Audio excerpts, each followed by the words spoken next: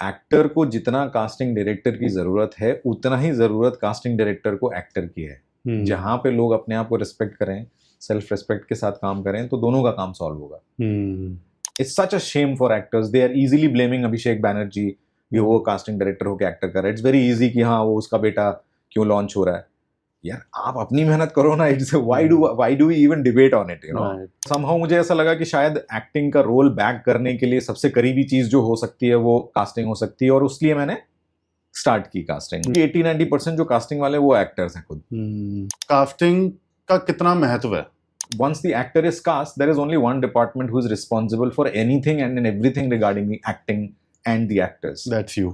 That's the casting director. Yeah. Casting director. Including me. Yeah. तो अगर 25,000 budget है, पहले 15 से शुरू करते हो या डायरेक्ट 25? जो आप कह रहे हो वो प्रोडक्शन पर्सपेक्टिव से बिल्कुल सही कह रहे हो। आपको क्या लगता है कि एक एक्टर को क्या स्टैंड आउट करता है ऑडिशन में? Confidence is something which will always stand out. Okay. Self-respect is very important. Looks matter करती हैं, नेटवर्किंग मैटर करती है, इंस्टाग्राम फॉलोअर्स कितने इंपॉर्टेंट है। कई एक्टर्स का ये मानना होता है कि कास्टिंग डायरेक्टर्स के साथ हैंग आउट करेंगे, गुड मॉर्निंग मैसेजेस भेजेंगे तो हमें अप्रोच किया जाएगा। रोज सुबह आते हैं, रोज गुड मॉर्निंग होती है मेरी। So if you are talking about good mornings, you are actually losing it. You are bringing yourself down. आपको अगर ये लगता है कि सुबह गुड मॉर्निंग बोलने से आपकी नेटवर्किंग हो गई, तो फिर आपसे बड़ा बेवकूफ कोई नहीं है। कि दिवाली पे आपने एक मैसेज भेज दिया तो this is the stupidest thing to do. और किसको भेज रहे हो? सिर्फ कास्टिंग डायरेक्टर को। मैं आपके साथ आके बैठ के मैं बात कर रहा हूँ, कल को मैं ये चीज इंस्टाग्राम पे डालूंगा तो मेरे लिए भी एक प्रोफाइल एडिंग हो रहा है ना आपके पॉडकास्ट में आके। अब मुझे एज अ कास्टिंग डायरेक्टर अगर दिन में 200 मैसेज आ रहे हैं काम के लिए, तो मेरे लिए फिजिकली इम्पॉसिबल है उस हर चीज को अटेंड करना। तो मैं फिल्टर करता हूँ। मुझे इस बात का बड़ा डर रहता है, हमेशा ये सवाल रहता है कि अच्छा कास्टिंग डायरेक्टर है, पहले अपने आप को कास्ट करेगा। So I was always scared of this, you know, controversy बोलो या जो भी, कि यू नो टुमारो एक उंगली उठे कि हाँ सुशांत भी उन्हीं में से एक है। फर्क पड़ता है आपको उससे? अब नहीं पड़ता है, उस समय पड़ता था, अब नहीं पड़ता। क्योंकि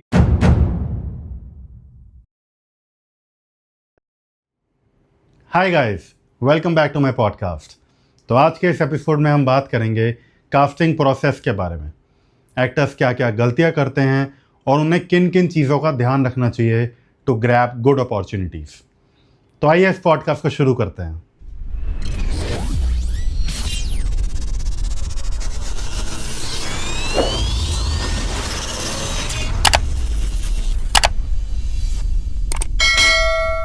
तो आज के जो मेरे गेस्ट हैं उनका नाम है त्रिशान, जो कि मुंबई बेस्ड कास्टिंग डायरेक्टर भी हैं और एक्टर भी हैं। उन्होंने अपनी कास्टिंग कंपनी शुरू करी थी, Trishan and Shubham casting company. उनकी पहली मूवी थी Tigers, which was directed by Oscar winning director Danis Tanovic. उन्होंने बहुत सारे प्रोजेक्ट्स करे हैं, बहुत लंबी लिस्ट है, जैसे कि ludo, hotel Mumbai, special ops, Sikandar का मुकद्दर, काला, the freelancer, mission Raniganj, 4 more shots please, D coupled, कौन प्रवीण तांबे, इंडिया लॉकडाउन और भी बहुत सारे हैं। ठीक है। एंड उनको अपना कास्टिंग के लिए पहला अवार्ड मिला था बॉस डेड और अलाइव के लिए। एंड त्रिशान सर ने बहुत सारी मूवीज में भी काम करा है, जैसे कि शेरशाह, मीनाक्षी सुंदरेश्वर, कौन प्रवीण तांबे, गोल्ड, और उनकी पहली मूवी थी Shaurya. So here he is Trishan sir, welcome to the podcast. Thank you for calling me. इतनी लंबी लिस्ट थी, मतलब कई तो मेरे को नाम हटाने पड़े। ओके सर, कैसे हो आप? How are you? Very good, very good. I am glad that you called me here. अरे sir, pleasure for the interview और podcast that we say. Yes sir. Yeah, I've been like, I can also say a bit about myself. Yeah, if people want to be educated. Please, sir, please. Yeah. So I came to Bombay in around 2002, 2003. Okay. And since then I've been here itself. बीच में कुछ 3 साल के लिए I went and studied acting in FTI. Okay. And उसके बाद 2011 onwards I've been casting mostly. And also acting. Now that I've been regularly acting, there are some projects which have just released. One is released today. Yes. 2 have released today. Right. One is a show called Loot Kand on Amazon MX and Khaki the Bengal chapter on Netflix. So, yeah. ठीक है, बहुत लंबी बातें करनी है, तो हम सबसे पहले शुरू करते हैं सर कास्टिंग से। जी। कास्टिंग के बारे में बात करेंगे, एक्टिंग के बारे में बात करेंगे। आपने कास्टिंग शुरू करी थी शुभम सर के साथ, ठीक है। एंड बेसिकली अगर बिल्कुल लेमन लैंग्वेज में समझाया जाए तो कास्टिंग का कितना महत्व है? पहले के ज़माने में कास्टिंग नहीं होती थी।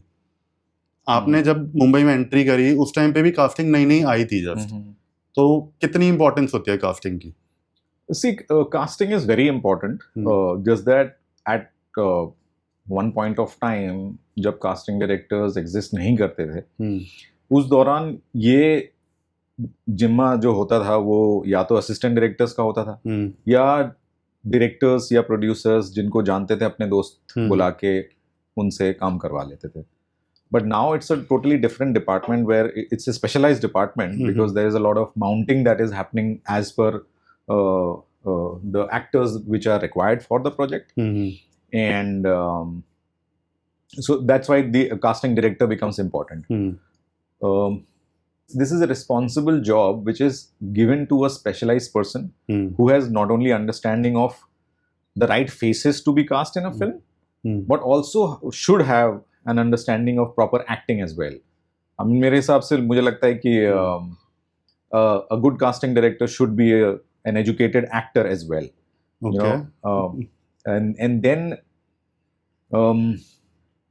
now since we casting directors do not want our directors and the producers to suffer on the set because of the actors primarily, we are very careful about it.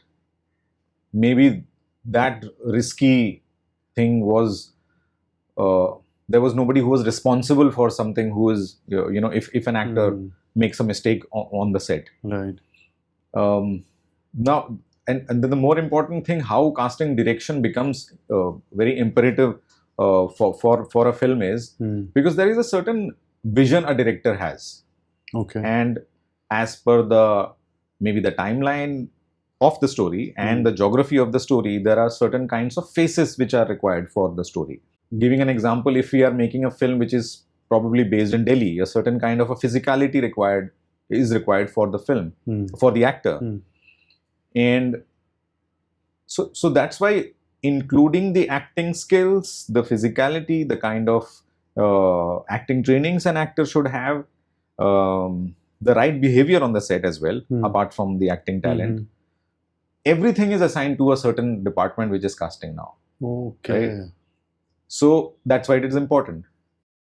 फिर क्या होता है उसके once the actor is cast, there is only one department who is responsible for anything and everything regarding the acting and the actors. That's you. That's the casting director. Yeah. Casting director. Including me. Yeah.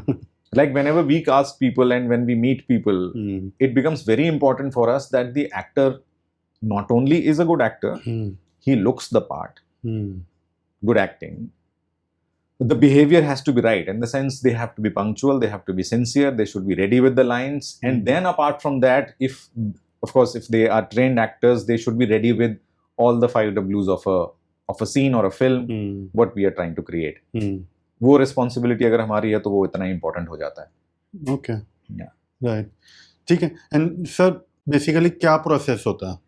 Casting जो पहला brief आता है, जो भी script आती है for example, वहां से लेके एक्टर को सेट पे भेजने तक क्या पूरा प्रोसीजर होता है इसका? अब ये चीजें ना प्रोजेक्ट टू प्रोजेक्ट बदलती हैं. ओके. बट अब अगर मैं आपको एक रेगुलर रूटीन अगर आपको मैं बताऊं कि कास्टिंग का प्रोसेस किस तरीके से होता है, वो firstly it begins with when the script is sent to us.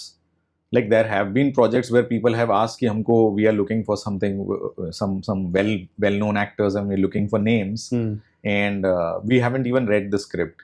So that's a different kind of mounting. It is. I wouldn't say it comes under casting, but yeah, the mounting of the project is like that. So process-wise, the first thing is that we read the screenplay. We have a discussion with the director and the writer as well, ki what casting wise what kind of actors are they looking for. Okay. Now as per the dialogues, as per the screenplay, as per the story, as per the geography of the story, we decide a certain kind of faces. Firstly, the primary thing is that the actor should look the part. Okay. Uske baad then the audition happens. Like whenever we are doing some projects, so we make presentations. For example, if I give example of maybe special ops, so we make presentation of maybe again an example would be if there is a character who is a agent, his name is Himmat Singh, and we are making a presentation. As per the brief given by the director, maybe if he is 45 years old, so we start hunting for the right faces and the actors who are from 40 to 50 years of age. Okay. Because we also, firstly, we need to feel challenged. Okay, we are also creatively, contributing it to it. I try not to stick to the brief. Okay. अगर उन्होंने बोला 45 साल का आदमी चाहिए तो I don't really stick to 45. I go from 40 to 50 and let's see, then the director has to decide on it. So the primary thing starts from firstly reading the screenplay, having a discussion with the writer director, then making presentations as per the faces that they want, then pitching it to the director. Whomever they like, maybe if they are very well known actors, they will be pitched the screenplays. If there is, it's an indie film maybe where they are open for new actors and they would like to meet and test the audition the actors, we start auditioning people. Now when the audition process happens, there are multiple things that we look for. Firstly, when an actor comes to my studio to audition, or maybe he's sending his self test. Nowadays a lot of self tests are happening. Right. So there are 2-3 things which are very important. Like, we go to our offices from at 12 o'clock, the office starts and it is open till 6 o'clock or maybe 7 o'clock. Okay. So if we start by 12 o'clock, I reach my office by 11:30. And then the whole lineup of auditions happening from 12 to maybe 6 o'clock is 12 o'clock one person, depending on the length of the scene also, कि वो अगर आधे घंटे में हो जाएगा या 1 घंटा लगेगा. Slots में दिया होता है. So now our times are very stringent. The first thing that comes to the point is that the actor has to be punctual. Okay. Second thing, he has to learn the lines well. He has to बिल्कुल mug up the lines and come with a open heart कि okay fine, now let's go and have fun. Let's see what the audition happens. तीसरी important चीज है, they have to be flexible enough. That आपने एक तरीके से scene को तैयार किया, मैं आपने जो तैयार किया वो मैं I take it. Once it is fully done as per the 5 Ws of the scene, once it is fully done, now I give inputs कि maybe we can fine tune this thing. So that actor has to be flexible enough कि वो मेरे instructions ले पाए. आज मेरे से instruction लेगा, कल select हो जाएगा तो set पे भी चीजें बदलेंगी. So these are the 3-4 things mainly that we look for in an audition. Then we present, and once we have everything in place, I review the auditions once again. Okay. और उसमें से shortlisting करके I show it to the director. And then the director also उसमें से filter करके maybe he'll like 1 or 2. Maybe if there is one character, we will test 10 to 15, 20 people. Okay. Out of that we'll filter. We'll take out 15. We'll take those 15 to him. He will look into the 15 ones, maybe filter 2. We'll keep that. If he's still unhappy, then he will ask for more auditions. Then we'll have a discussion, why more auditions? And if there is a why, he should have an answer ki what is wrong with these 2 shortlisted people. If he is able to answer well and good, we answer those questions by getting another set of actors who are being auditioned for this. Okay. With the references that he is given. And once the shortlisting is done, many times, of course, the production is also important. So what budget an actor is coming in is a very imperative thing. So some projects, the budgets are pre-decided. Okay, fine, we get actors in these many budgets. For example, if it is a TV commercial or a digital commercial, the budgets are mostly fixed. Okay, fine, somebody should be in 20,000 per day or 25,000 per day. So whenever we float these ads to people, or we are sending requests that you have to send an audition for this, we mention the budget. As per that, it happens. वो negotiable होता है या वो fixed होता है? Yeah, if you are sending the budget, then it is fixed. If we are not sending the budgets, then it is negotiable. Open budget होता है. हाँ, open budget, like let it happen first. लेकिन अगर पहले से decided है कि मुझे मालूम है कि मेरा producer इससे ज़्यादा पैसे नहीं देने सकता, तो मैं पहले से ही डाल देता हूँ कि हाँ भाई 25,000 बजट है, जो 25,000 में तैयार है वो आ जाए. बट इसमें एक पर्सनल चीज़ ये है कि क्या वो बजट पहले कम मेंशन किया जाता है? ऐसा अगर 25,000 बजट है, पहले 15 से शुरू करते हो या डायरेक्ट 25? जो आप कह रहे हो वो प्रोडक्शन पर्सपेक्टिव से बिल्कुल सही कह रहे हो कि वो होता है कि नेगोशिएशन का स्कोप रख के आप Cost cutting 25 बोलते है हैं, हाँ। तो 20 से शुरू करो, मालूम है कि 25 तक हो जाएगा। हो जाएगा। लेकिन मैं इनिशियली अगर आपको 25 बोल रहा हूँ, इसका मतलब ये है कि 25 तो मिल ही रहे हैं, यू नो। इसके ऊपर कई बार it has happened, but you know contingency जिस चीज को बोलते हैं, वो मार्जिन हमारे प्रोडक्शन वाले 10 या 20% रखते हैं। अच्छा। तो अगर मैंने आपको 25 बोला है तो 25 का 50 नहीं हो सकता, हाँ, 25 का 30 हो सकता है, 30 मैक्स। तो बहुत ज्यादा मार्जिन नहीं होता है उसके negotiation. Okay, then of course then whoever is like as per depending on the project, जो उस बजट में आ रहा है उनको प्रेजेंट दोबारा किया जाता है डायरेक्टर्स के सामने कि ये आपने शॉर्टलिस्ट किए थे, if the budget is an important thing, और एल्स मोस्टली लाइक आई, मतलब ये नहीं बोलूंगा कि ज्यादातर ऐसा होता है कि बजट के हिसाब से कास्टिंग होती है, पर ज्यादातर casting talent, right look, right audition के हिसाब से ही होता है। बजट इज समथिंग कि वो जो बाद में आता है। ओके सर, अगर थोड़ा पीछे जाएं तो FTII पास आउट हो आप। हाँ, FTII में आपने एक्टिंग का कोर्स किया था बेसिकली, तो वहां से फिर कैसे डिसाइड करा कि कास्टिंग करनी चाहिए? सिंपल है यार, मुझे उस दौरान ऐसा लगता था कि कास्टिंग ऐसी चीज है जो एक्टिंग से सबसे करीब है, या रोल पाने के सबसे करीब है। सिर्फ उसी वजह से मैंने किया था, और दूसरा ऑफ कोर्स पैसे भी नहीं थे मेरे पास। तो पर जैसा हम सोचते हैं ना कि कास्टिंग बहुत लुक्रेटिव है, बहुत पैसे कमाते हैं, ऐसा है नहीं। It's a very hard working job, और उसके साथ साथ वो उस बात पे डिपेंड करता है कि एक पॉइंट ऑफ टाइम पे आपके पास कितने प्रोजेक्ट है कि वो आप अपने आप को अमीर कह सकते हो कि नहीं। पर हाँ, FTI से आने के बाद 1 साल यहाँ पे कुछ काम तो था नहीं मेरे पास, और मेरे माँ बाप ही मुझे सपोर्ट कर रहे थे।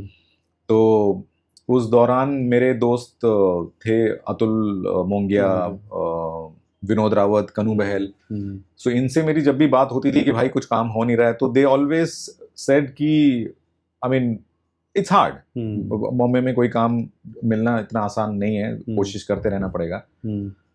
पर समहाउ मुझे ऐसा लगा कि शायद एक्टिंग का रोल बैक करने के लिए सबसे करीबी चीज जो हो सकती है वो कास्टिंग हो सकती है, और उसलिए मैंने स्टार्ट की कास्टिंग। शुरुआत मैंने कोशिश की कि अतुल के पास हो, पर उस समय उसके पास वैकेंसी नहीं थी।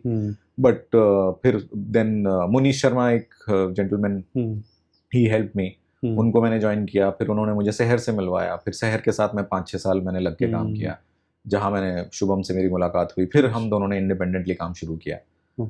माई first film, as I said, was Tigers, but that was primarily with शहर ओनली। अच्छा। बट इंडिपेंडेंटली जो पूरी तरीके से जो पहला प्रोजेक्ट इंटरनेशनल था वो होटल मुंबई था। यहाँ पे हमको award for the first time Shubham और मुझे साथ में इसके लिए मिला था, बोस डेड और अलाइव। तो हाँ यार, कास्टिंग मैंने शुरू इसीलिए की थी कि एक्टिंग के करीब रहूं, लेकिन कास्टिंग अपने आप में इतनी रिस्पॉन्सिबल जॉब है कि उसमें काफी मेहनत है, और लोग आप पे भरोसा करके आपको कास्टिंग का काम देते हैं, तो उसमें कई बार ऐसा हो नहीं पाता है कि आप कास्टिंग कर तो रहे हो, लेकिन सबसे पहले अपने आप को प्रेजेंट कर रहे हो कि सर मैं ये रोल करना चाहता हूँ। क्योंकि कोई रोल, किसी रोल में कोई एक्टर जब कास्ट होता है, उसके पीछे बहुत सारी परम्यूटेशन कॉम्बिनेशंस होती हैं, फाइनेंसेस इंपॉर्टेंट होती हैं, आप कितने वेल नोन हो वो इंपॉर्टेंट होती है। दिल्ली का अगर आपने, फॉर एग्जांपल, अगर दिल्ली की कास्टिंग चल रही है और मैं यूपी, मतलब खासकर बंगाली हूँ, और उसमें मैं कहीं से फिट नहीं बैठता हूँ, पुलिस वालों की कहानी चल रही है, उसमें 6 फीट लंबे लोग चाहिए, मैं 5 फुट 7 इंच का हूँ, तो वो उन सब चीज़ों के पैरामीटर्स की वजह से, और देन रिस्पॉन्सिबिलिटी तो है ही है कि आपको कास्टिंग करनी है।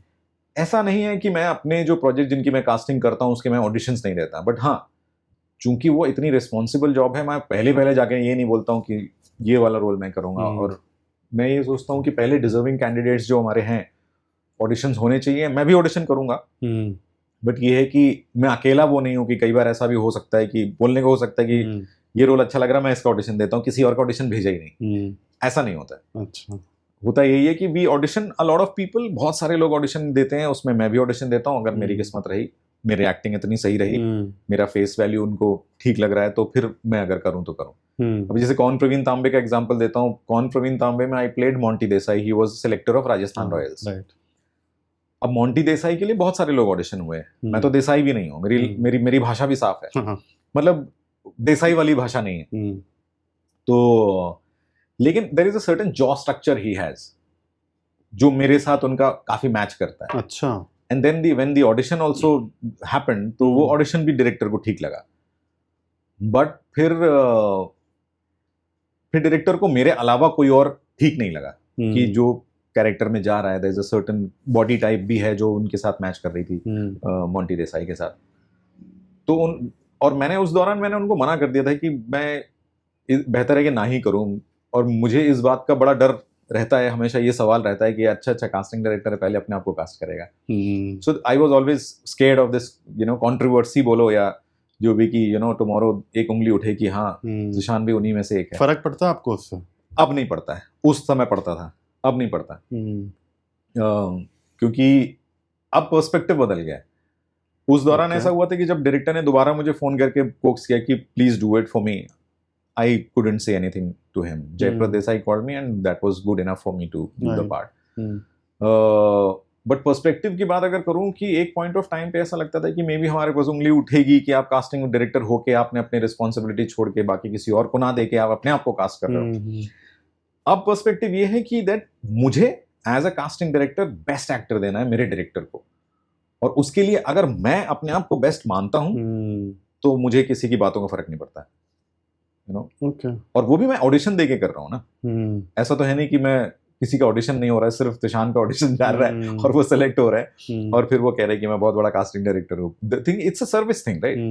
कि if a big responsibility is given to me, I have to give the right actor, the best actor to my director. और उसमें अगर मुझे लगता है कि मैं फिट हो रहा हूँ, why not me? तो अब नहीं फर्क पड़ता। ओके, क्योंकि एक बहुत ही नॉन कास्टिंग डायरेक्टर है, सारे जानते हैं उनको, तो उनकी कहानी मेरे को पता चली थी कि वो बेसिकली मेरे एक फ्रेंड वहाँ ऑडिशन देने गए हुए थे उनकी कास्टिंग कंपनी में। तो वो जो कास्टिंग डायरेक्टर थे वो बैठे, उनका स्क्रिप्ट आई थी मूवी की, तो उन्होंने अपने असिस्टेंट को बोला कि इस कैरेक्टर का ऑडिशन मत लियो, ये मैं करूँगा। गेस व्हाट, उन्होंने ही वो कैरेक्टर प्ले कर रहा है मूवी में। मैं आपको बताऊंगा ऑफ कैमरा कौन है, आप जानते हो अच्छे से उन्हें, उनको सभी जानते हैं। हाँ, तो ठीक है, बट उन्होंने, हाँ वही बात है, उन्होंने वो कैरेक्टर को जस्टिफाई करा।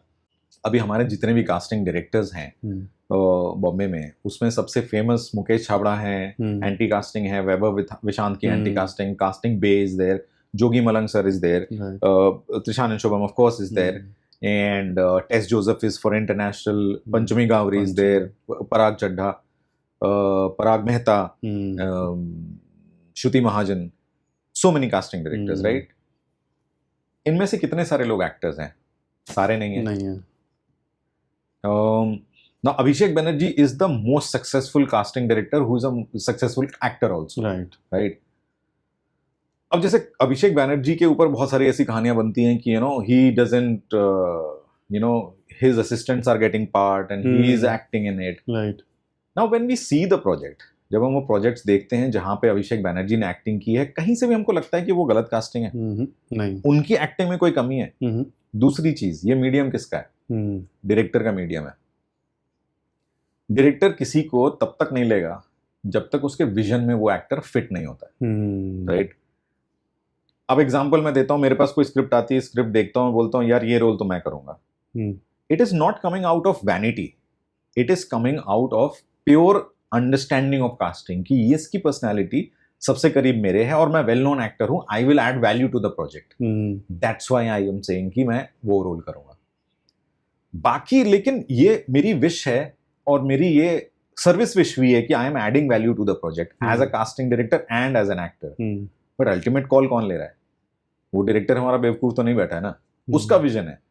So all these questions that we have, that this is a good actor, this is not a good actor, this is a casting director, why is he getting into acting, or is all futile. If he is not good enough actor, उनको काम नहीं मिलेगा.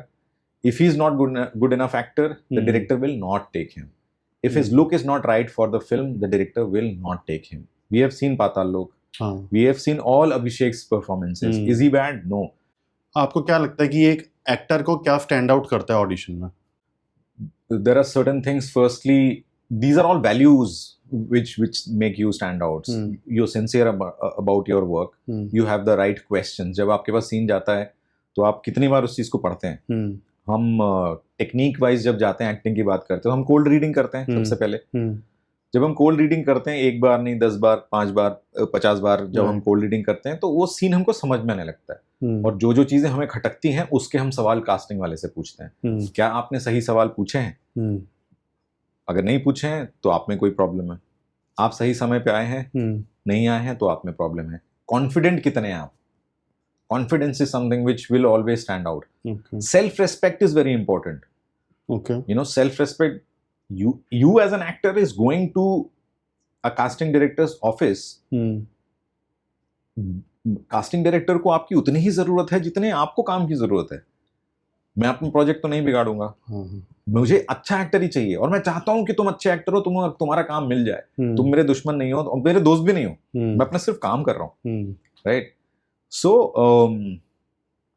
I think sincerity and confidence and all the value system that we have, that you are hardworking, you're flexible, all these things are, you know, really important. Looks matter करती हैं? Looks character wise matter करती हैं। अभी जैसे अगर एक हम project कर रहे हैं, उसमें मुझे कोई कश्मीरी लड़की की जरूरत है किसी एक कैरेक्टर के लिए, तो अचानक से हमारे ऐसे सेंसेस खुल जाते हैं कि हर जगह पे anybody I am watching, we always, you know, somehow it, that antenna is always on कि oh, I mean this girl, does she look Kashmiri? No, maybe oh, you wouldn't believe, I'm actually looking for a Kashmiri girl. I was on the roads on a rickshaw, I was going for a meeting. I saw a girl, she was very very fair. अच्छा. I said, अरे यार ये तो, I said the name of the character, she looks like that character. So I asked Shubham, tu ja office, I'll let me talk to her. I got down from the rickshaw, it happened today. I went up to her, I spoke to her, took her number. She was an actor and she's being auditioned tomorrow. Oh wow. Right? If we are talking about looks, what are we talking about? किस looks की हम बात कर रहे हैं? Handsomeness की बात कर रहे हैं, वेल बिल्डनेस की बात कर रहे हैं, घुंघराले बालों की बात कर रहे हैं, गोरा चिट्टा कितना है उस पर बात कर रहे हैं, कुछ मैटर नहीं करता है। क्योंकि जिस पॉइंट ऑफ टाइम पे हमारा प्रोजेक्ट चल रहा होता है, उस पॉइंट ऑफ टाइम पे उससे रिलेटेड लुक्स ही हमारे दिमाग में होती है, तो वो मैटर करता है कि पता लगा हमको बिहारी आदमी चाहिए, एक काला भुसंड चाहिए, बिल्कुल दुबला पतला चाहिए, तो उसकी लुक्स मैटर करेंगी। अब मुझे when we talk about looks does matter, are we talking about good looks? I am talking about the looks which matter for my character. Then it will matter.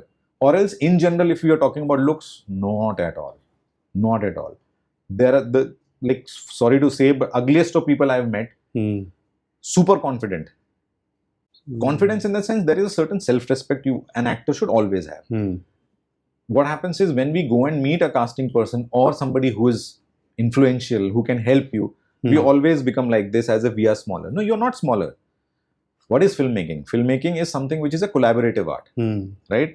मैं कैमरामैन हूँ, मैं आपका एक input दे रहा हूँ, आप कास्टिंग डायरेक्टर हैं, आपने इनपुट दिया, डायरेक्टर का एक सर्टेन विजन है, वो उसके हिसाब से जिगसॉ पजल मिलाता है, गेम लूडो चल रहा होता है उसका, एडिटर कुछ ऐड करता है, कैमरामैन कुछ ऐड कर रहा है, तो हर किसी का कोलैबोरेटिव आर्ट है ना।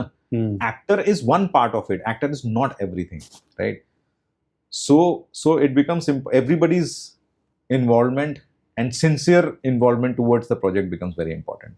जैसे हमने भी जो फिल्म हमने करी थी, आपने और मैंने मिलके, कौन सी? हमने 2 करी थी। दूसरी कौन सी? मीनाक्षी सुंदरेश्वर। मीनाक्षी सुंदरेश्वर, पापा का फेसबुक। हाँ, तो हम पापा का फेसबुक अकाउंट की बात कर रहे हैं। जब वो फिल्म हम बना रहे थे, उस दौरान जिस छत के नीचे हम सारे रह रहे थे, कैसे रह रहे थे, वो हमको पता है, राइट? आपके कपड़े मैंने पहने, मेरे कपड़े आपने पहने, कुछ शूट पे यूज हुए, कुछ हम जनरली पहन के घूम रहे हैं, राइट? और उस शूट के दौरान तो हमको बिल्कुल कहीं से लगा नहीं ना कि कौन एक्टर है, कौन स्टार है, कौन बड़ा डायरेक्टर है, कौन मेन लीड है, ऐसा नहीं था ना। सबने कंट्रीब्यूट किया था उस फिल्म में। So that contribution is very important. Like, so that humility I'm talking about, but with self-respect. You know, nobody is in, you know, किसी ऐसा नहीं कि तुम्हारे बिना मेरा चल जाएगा या मेरे बिना तुम्हारा नहीं चलेगा, ऐसा कुछ भी नहीं है. You respect yourself. You are an actor. You have invested in your craft. So that self-belief has to be there when you meet. You meet with equal respect. You know. हाँ ठीक है, अलग अलग तरीके के लोगों के हिसाब से आपको फाइन ट्यून करना पड़ता है. किसी को लगता है कि त्रिशान सर बोलोगे तो शायद मान जाएंगे, किसी को त्रिशान अच्छा लगता है. बट हाँ, I like there are so many actors जो मेरे दिमाग में रह गए हैं, या मैं आई वुडंट से कि मेरा कोई बहुत फेवरेट एक्टर नहीं है बॉम्बे में जिनको मुझे लगता है कि हर प्रोजेक्ट में घुसा दूंगा, ऐसा नहीं है. बट हाँ, जो लोग मुझे दिमाग मेरे मेरे मेरे जहन में रहते हैं, जो एक्टर्स हैं, वो वही हैं जिन्होंने इक्वली मुझसे बात की आके, कि कहीं ऐसा ना हो कि हाथ पकड़ के गॉडफादर नहीं, respect yourself, that is something which will stay. Rest is all destiny. Networking matter करती है? बिल्कुल मैटर करती है. What do you mean by networking? Sir उसके दो चीजें हैं, ठीक है, I will be very blunt. कई एक्टर्स का ये मानना होता है कि कास्टिंग डायरेक्टर्स के साथ हैंग आउट करेंगे या बार बार ऑफिस जाएंगे, फॉलो अप्स लेंगे, गुड मॉर्निंग मैसेजेस भेजेंगे, तो हमें अप्रोच किया जाएगा.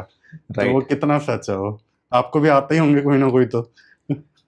हाँ, बिल्कुल आते हैं, रोज सुबह आते हैं, रोज गुड मॉर्निंग होती है मेरी. तो बताओ सर, क्योंकि इसमें ना क्लैरिटी चाहिए लोगों को, या कितनी इंपॉर्टेंट है ये चीज, या सब बकवास है?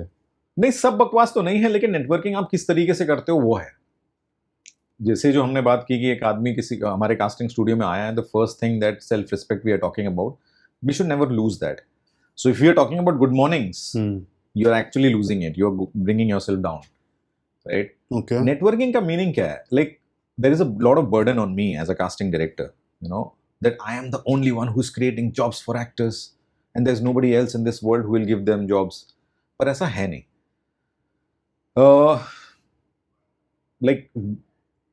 मुझे ये कुछ सालों पहले ही रियलाइज हुआ कि अगर मुझे एज एन एक्टर काम करना है तो सिर्फ कास्टिंग वाले लोग नहीं है जो मेरे लिए काम जनरेट करेंगे. सबसे पहला आदमी जो मेरे लिए काम जनरेट करेगा वो मैं खुद हूँ. ओके. यू नो, आप रील्स देखते हैं, अब ठीक है, ज्यादातर रील्स बहुत अच्छी नहीं होती हैं, बकवासी होती हैं, बट जैसे हम पॉडकास्ट कर रहे हैं, right? This is the kind of cinema that you want to create. ये भी अपने आप में एक सिनेमा ही है ना. ऑडियो विजुअल चल रहा है, आप डायरेक्टर हैं, आप अपने हिसाब से इसको काटेंगे और जो आपको प्रेजेंट करना आप प्रेजेंट करेंगे. ये अपने आप में सिनेमा है.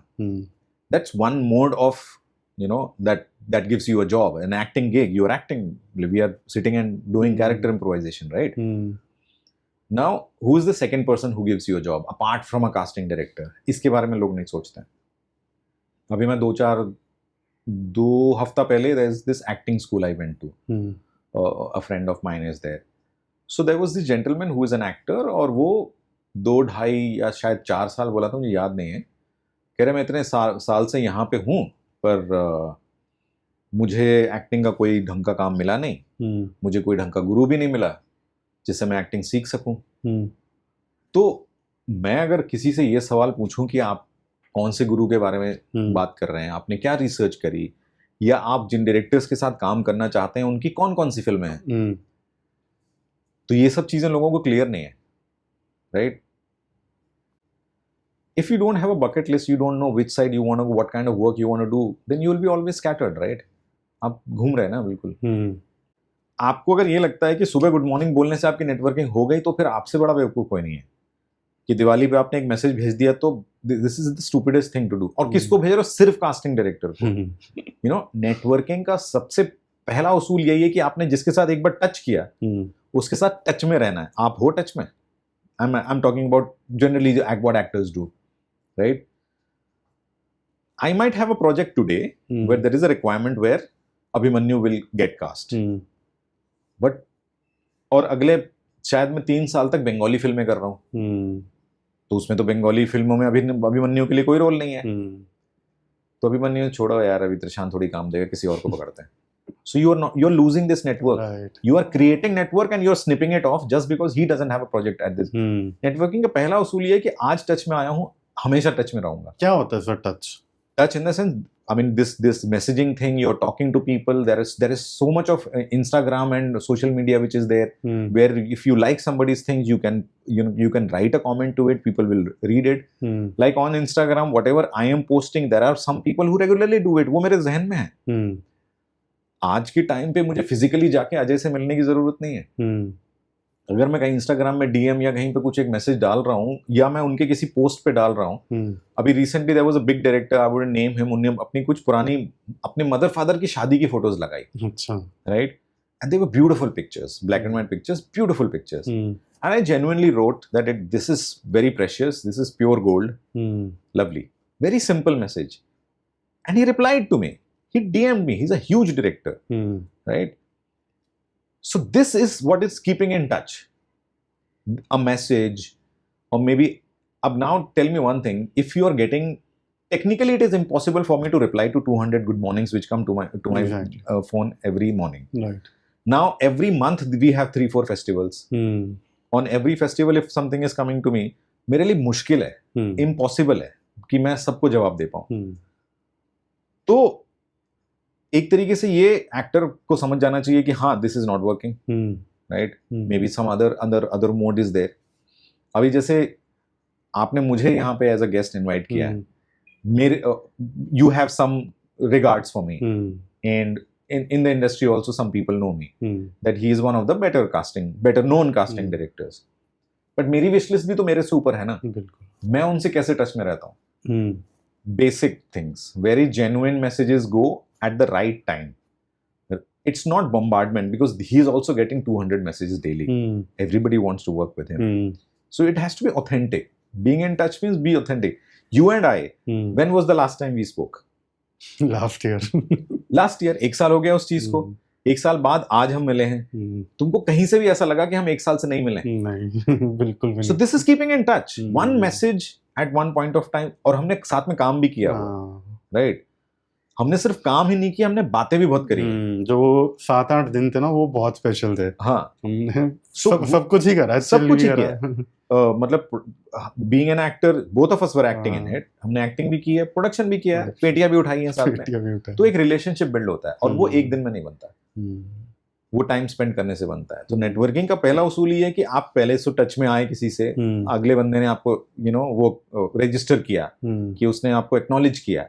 एक्नॉलेजमेंट के बाद आपको टच में रहना पड़ेगा, क्योंकि वो आपसे बहुत बड़े हैं, उनको आपकी जरूरत नहीं, आपको उनकी जरूरत है. लेकिन टच में रहने का तरीका भी ऐसा होना चाहिए कि आपकी जरूरत फील ना हो. It has to be equal, and then you are in touch with everyone for as long as possible, till the time destiny gives you a project where you are required and you are getting cast in that. If our motive is to only get cast, right. And networking के लिए सिर्फ casting director नहीं है, हम लोग भूल जाते हैं. अभी जैसे मेरा FTI का एक बैचमेट है, Rahul Yadav. when we came to Bombay, Rahul used to say that to get an acting job is very difficult. तो मैं हर हफ्ते कम से कम 5 इंडस्ट्री के लोगों से मिलूंगा, नए लोगों से. आप सोचिए साल भर में कितने लोग हो गए, है ना. और काफी मेहनत वाला काम है ना. और 5 लोगों से पहली बार तो मिले आप हफ्ते में, और उसके बाद आपको उनसे कॉन्स्टेंटली टच में भी रहना है. दूसरी चीज, कास्टिंग डायरेक्टर अकेला आपके लिए काम जनरेट नहीं करता. मैं इसको काम मानता हूँ. मैं आपके साथ आके बैठ के मैं बात कर रहा हूँ, कल को मैं ये चीज इंस्टाग्राम पे डालूंगा, तो मेरे लिए भी एक प्रोफाइल एडिंग हो रहा है ना आपके पॉडकास्ट में आके. We are helping each other, right. So you are a filmmaker, right? आपने मेरे लिए काम जनरेट किया. सम कैमरामैन जिसके साथ मैं दोस्ती है, उनसे मैं बात करूं और टच में हूं, वो कहाँ कब कौन सी रेफरेंसेस से काम बनेगा, यू डोंट नो. सारा प्रेशर, चूंकि एक कास्टिंग डायरेक्टर की नई जॉब आ गई है, मतलब अब तो नई भी नहीं रही, तो उसके ऊपर आ जाता है, क्योंकि वो ही कास्टिंग करता है. लेकिन जॉब ऑफ एन एक्टर कहाँ से जनरेट होगा आपको नहीं पता है. अभी जैसे हम बड़े प्रोडक्शन हाउसेस में जाके काम करते हैं, हमने सारे ऑप्शंस दिखा दिए हैं. फॉर एग्जांपल किसी एक कैरेक्टर के लिए पता लगा उनका कोई मार्केटिंग का बंदा आके बोलता है कि सर इसको ट्राई किया आपने. उसका तो काम भी नहीं है ना. वो शायद उसको जानता होगा या उसका काम कभी देखा होगा. हो सकता है उस पॉइंट ऑफ टाइम पे मेरे दिमाग में ना आया हो एज अ कास्टिंग डायरेक्टर, और वो कास्ट हो जाता है. तो उस एक्टर को काम कास्टिंग डायरेक्टर ने दिया नहीं, मार्केटिंग के आदमी दे रहा है. So we forget to network properly and the right people. We have to network everywhere. We never know कब कौन कहाँ पे तुम्हारा बोलते हैं मसीहा बन के आ जाए. बिल्कुल बिल्कुल बिल्कुल बिल्कुल. Without disturbing anyone, we have to be in touch with people with equal respect. Like मैंने जितने लोगों के साथ workshops किए हैं, who have been my students, mostly, of course, मैं उनके सारे नाम मुझे याद नहीं, क्योंकि I've been doing workshops for some time. But whenever I have saved everybody's number, so जब भी मुझे उनके numbers से कोई message या call आता है, they always get a reply to it. And then the thing is that अब मुझे एज अ कास्टिंग डायरेक्टर अगर दिन में 200 मैसेज आ रहे हैं काम के लिए तो मेरे लिए फिजिकली इम्पॉसिबल है उस हर चीज को अटेंड करना, तो मैं फिल्टर करता हूँ, मैं उन्हीं को रिप्लाई कर पाता हूँ जो मेरे करंट प्रोजेक्ट के लायक हैं। अच्छा, है ना, with due respect, like in the sense I am not degrading them कि जो इस कैरेक्टर में शायद फिट हो रहे हैं तो मैं इसके ऊपर कर रहा हूँ। So we have to, in terms of networking, we don't really do the right networking. Secondly, we are never mostly not in touch with people who are maybe not giving job now. Be constantly in touch with everyone, you know, and try to create your fraternity. हम इसकी बात करते हैं ना, what do we call, nepotism की बात करते हैं, right? अब मुझे इस वर्ड का लिटरल मीनिंग नहीं पता, पर मैं अगर काम करने चाहूंगा तो मैं उसके साथ काम करूंगा जिसके साथ मैं कंफर्टेबल हूं, जिसके टैलेंट पे मुझे भरोसा है। तो अभी जो मेरी जो सीरीज जो आज रिलीज हुई लूट कांड, उसमें of course like there are like me, I am from FTI, Gyanendra Tripathi is from FTI, Ronjini is from FTI, Akash Sinha is from FTI, the cameraman is an FTI, camera assistant is an FTI, the sound engineer is an FTI guy, the director is an FTI guy, the showrunner is an FTI guy. अब इसको आप आराम से nepotism बोल सकते हैं, right? पर ये नेपोटिज्म नहीं है, ये वो है कि there is a certain belief in that person, there is a comfort of working. That's why I am calling my people so that I make my projects properly, right? इसका मतलब ये नहीं कि मुझे दूसरों के ऊपर टैलेंट पे भरोसा नहीं है, बट वो belief with the duration of time आया ना, टाइम जब हम स्पेंड करते हैं तो रिलेशनशिप तगड़ा होता है, भरोसा बढ़ता है। और जितने भी लोगों का मैंने अभी नाम लिया, ये कॉन्स्टेंटली अपने क्राफ्ट पे काम कर रहे हैं, कॉन्स्टेंटली अपने क्राफ्ट पे काम कर रहे हैं, हमेशा किताबें पढ़ रहे होते हैं, हमेशा सिनेमा देख रहे होते हैं, हमेशा अपने आप को इवॉल्व कर रहे होते हैं। तो पूरा यूनिट ही एक साथ इवॉल्व हो रहा है, तो वो साथ में नहीं काम करेंगे, किसी और नए बंदे को लेके क्यों अपने को रिस्क लेंगे? So you can call it nepotism, you can also call it belief in each other's craft, you know, that's why they are getting cast, और that's why they are doing the camera और maybe sound और direction और show runner. But अगर sir real nepotism की बात करें, क्योंकि कई नेपो किड्स हैं जो बार बार मौके मिले हैं बट वो अच्छा परफॉर्म नहीं कर पा रहे, आप बीइंग अ कास्टिंग डायरेक्टर, आप उस एक्टर को भी देख के इनसाइड आउट पूरा पहचान सकते हो कि इसको इतना काम मिलने का रीजन क्या है। कुछ तो अच्छे कॉन्टैक्ट, बहुत ही अच्छे कॉन्टैक्ट्स होंगे जो बार बार रिपीट भी हो रहे हैं वो लोग, एंड आपको लगता है कि कब तक ये चलेगा, कितनी बार वो रिपीट हो जाएंगे, कहीं तो टैलेंट आएगा ही सामने और कितने मौके मिल जाएंगे।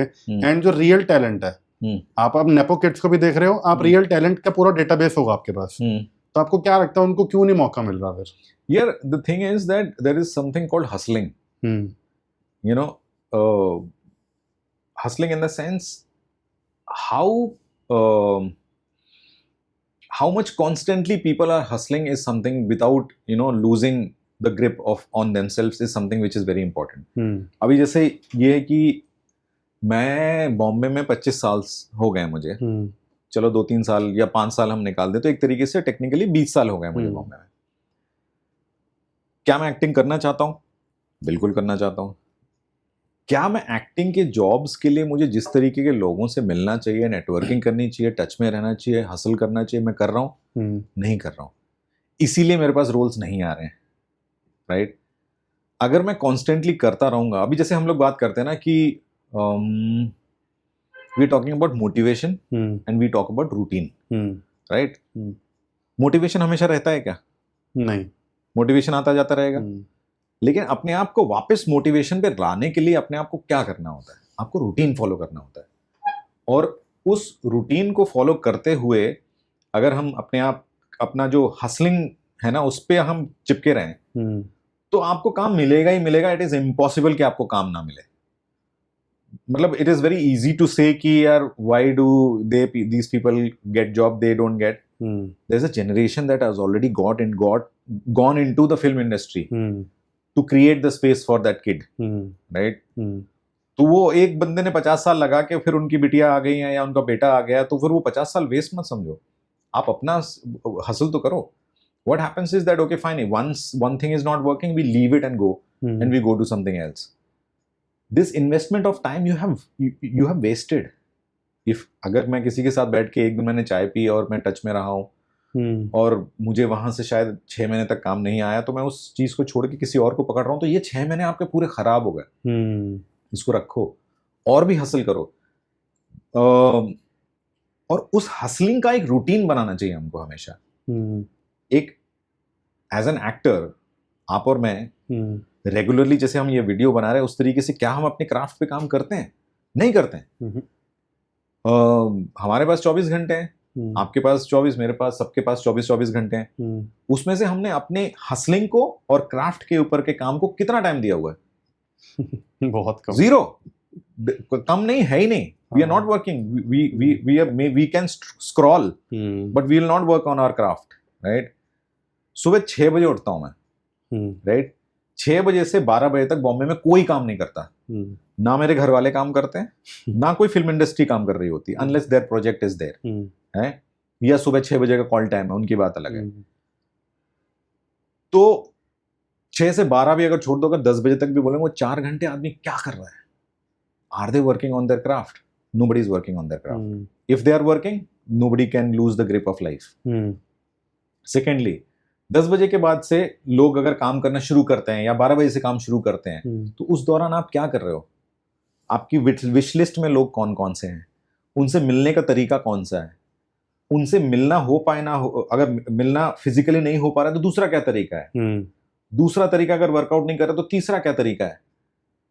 इस आदमी को हमको कॉन्स्टेंटली टच करना। मेरा फेवरेट डायरेक्टर है विक्रमादित्य मोटवाने। यहाँ मैं कोशिश करता रहूंगा, चाहे मुझे कोई भी उनके जो कास्टिंग डायरेक्टर काम देना दे, मैं हमेशा उसके आसपास घूमता रहूंगा कि कोई एक मौका मुझे मिल जाए कि मुझे उनके लिए कुछ ऑडिशन करने को मिल जाए या उनसे मिलने के लिए मिल जाए, राइट? उस चीज को मुझे छोड़ना नहीं है। जो मुझे गुड मॉर्निंग करके आपने छोड़ दिया ना, इसने काम नहीं दिया, वो नहीं छोड़ना। नेक्स्ट आदमी कौन है, उसके साथ भी सेम चीज करनी है। तो ये जो हसलिंग वाला पार्ट है, ये रूटीन वाला पार्ट है, क्राफ्ट के ऊपर काम करने वाला पार्ट है, ये हम करते नहीं हो तो हमको काम कैसे मिलेगा दोस्त? यू नो, मतलब it's very easy to sit at home and complain about other people कि उसको, उसके बेटे को लॉन्च मिल गया। उसके बाप ने 50 साल लगाए भाई इंडस्ट्री में, और वो प्लेटफॉर्म तैयार किया अपना खून पसीना लगा के, तो बेटे को मिलेगा ही मिलेगा। अब आप सोचिए, you become a star, will you make your son go and do, जा तू फोटो लेके फोटो बांट पहले? बिल्कुल भी नहीं। I will not do. I will tell him कि I have invested or maybe I have wasted a lot of time going to door. Right. I don't want my son to do that or my daughter to do that. I will make the platform ready for my son or daughter. But हाँ, craft पे अगर problem है तो मैं जूते से मारूंगा अपने बच्चे को, है ना? क्राफ्ट में कमी नहीं होनी चाहिए, मेहनत में कमी नहीं होनी चाहिए। तुम्हें बना बनाया प्लेटफॉर्म मिल रहा है जो मैंने सह के आया। It's very similar to the condition of the country. If we talk about youngsters, क्या उनको 15 अगस्त 26 जनवरी के बारे में पता है या उसकी इंपॉर्टेंस पता है? नहीं पता है, क्योंकि उनको फ्री में फ्रीडम मिली हुई है। मैं तो ये बोलूंगा मेरी जनरेशन को भी शायद इतना ना पता हो, पर मेरे माँ बाप को पता था। मेरे फादर मदर बांग्लादेश से इधर आके फिर यहाँ के नेशनल मतलब सिटीजन बने। उसके बाद मेरा जन्म यहाँ हुआ, मैं यहाँ का हूँ। लेकिन उनकी जो स्ट्रगल है, उनकी स्ट्रगल की वजह से मैं आज आपके पॉडकास्ट में बैठा हुआ हूँ, right? It's similar to the case, right? Any somebody who is an established actor, Rakesh Roshan struggled a lot, but he tried to create as much big of a platform for his son, right? And Hrithik Roshan has not let him down. He's worked his ass off. उनकी doctor ने उनके पैरों की बात की थी कि ये आदमी कभी चल भी नहीं सकता, right? और उसकी जैसा कोई डांस नहीं कर सकता आज। तो बड़ा आसान है मतलब इसके बारे में बोलना है कि उनको मिल रहा है भाई, उनकी किस्मत है। तुम भी सही जगह पे पैदा हो जाओ, या तो मेहनत करो। हम, it is a shame for actors, they don't learn from Manoj Bajpayee, they don't learn from Nawazuddin Siddiqui, they don't learn from Irfan Khan, that they have created everything for themselves.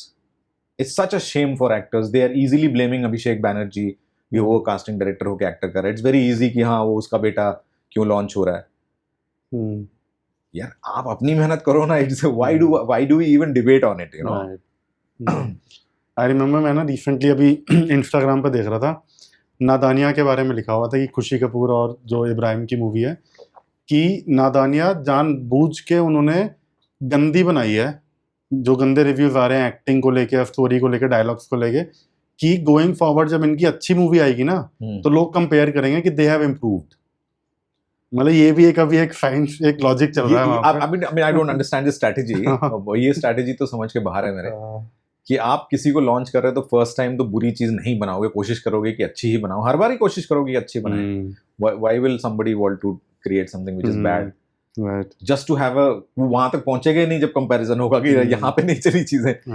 And sir audition room की अगर हम बात करते हैं, audition room में अभी हमने बात करा कि एक्टर को क्या करना चाहिए, आपको क्या लगता है बिगेस्ट मिस्टेक क्या करते हैं एक्टर्स जब आप ऑडिशन लेते हो? आपको क्या लगता है कि यार कहाँ सबसे ज्यादा गलती कर रहे हैं actors?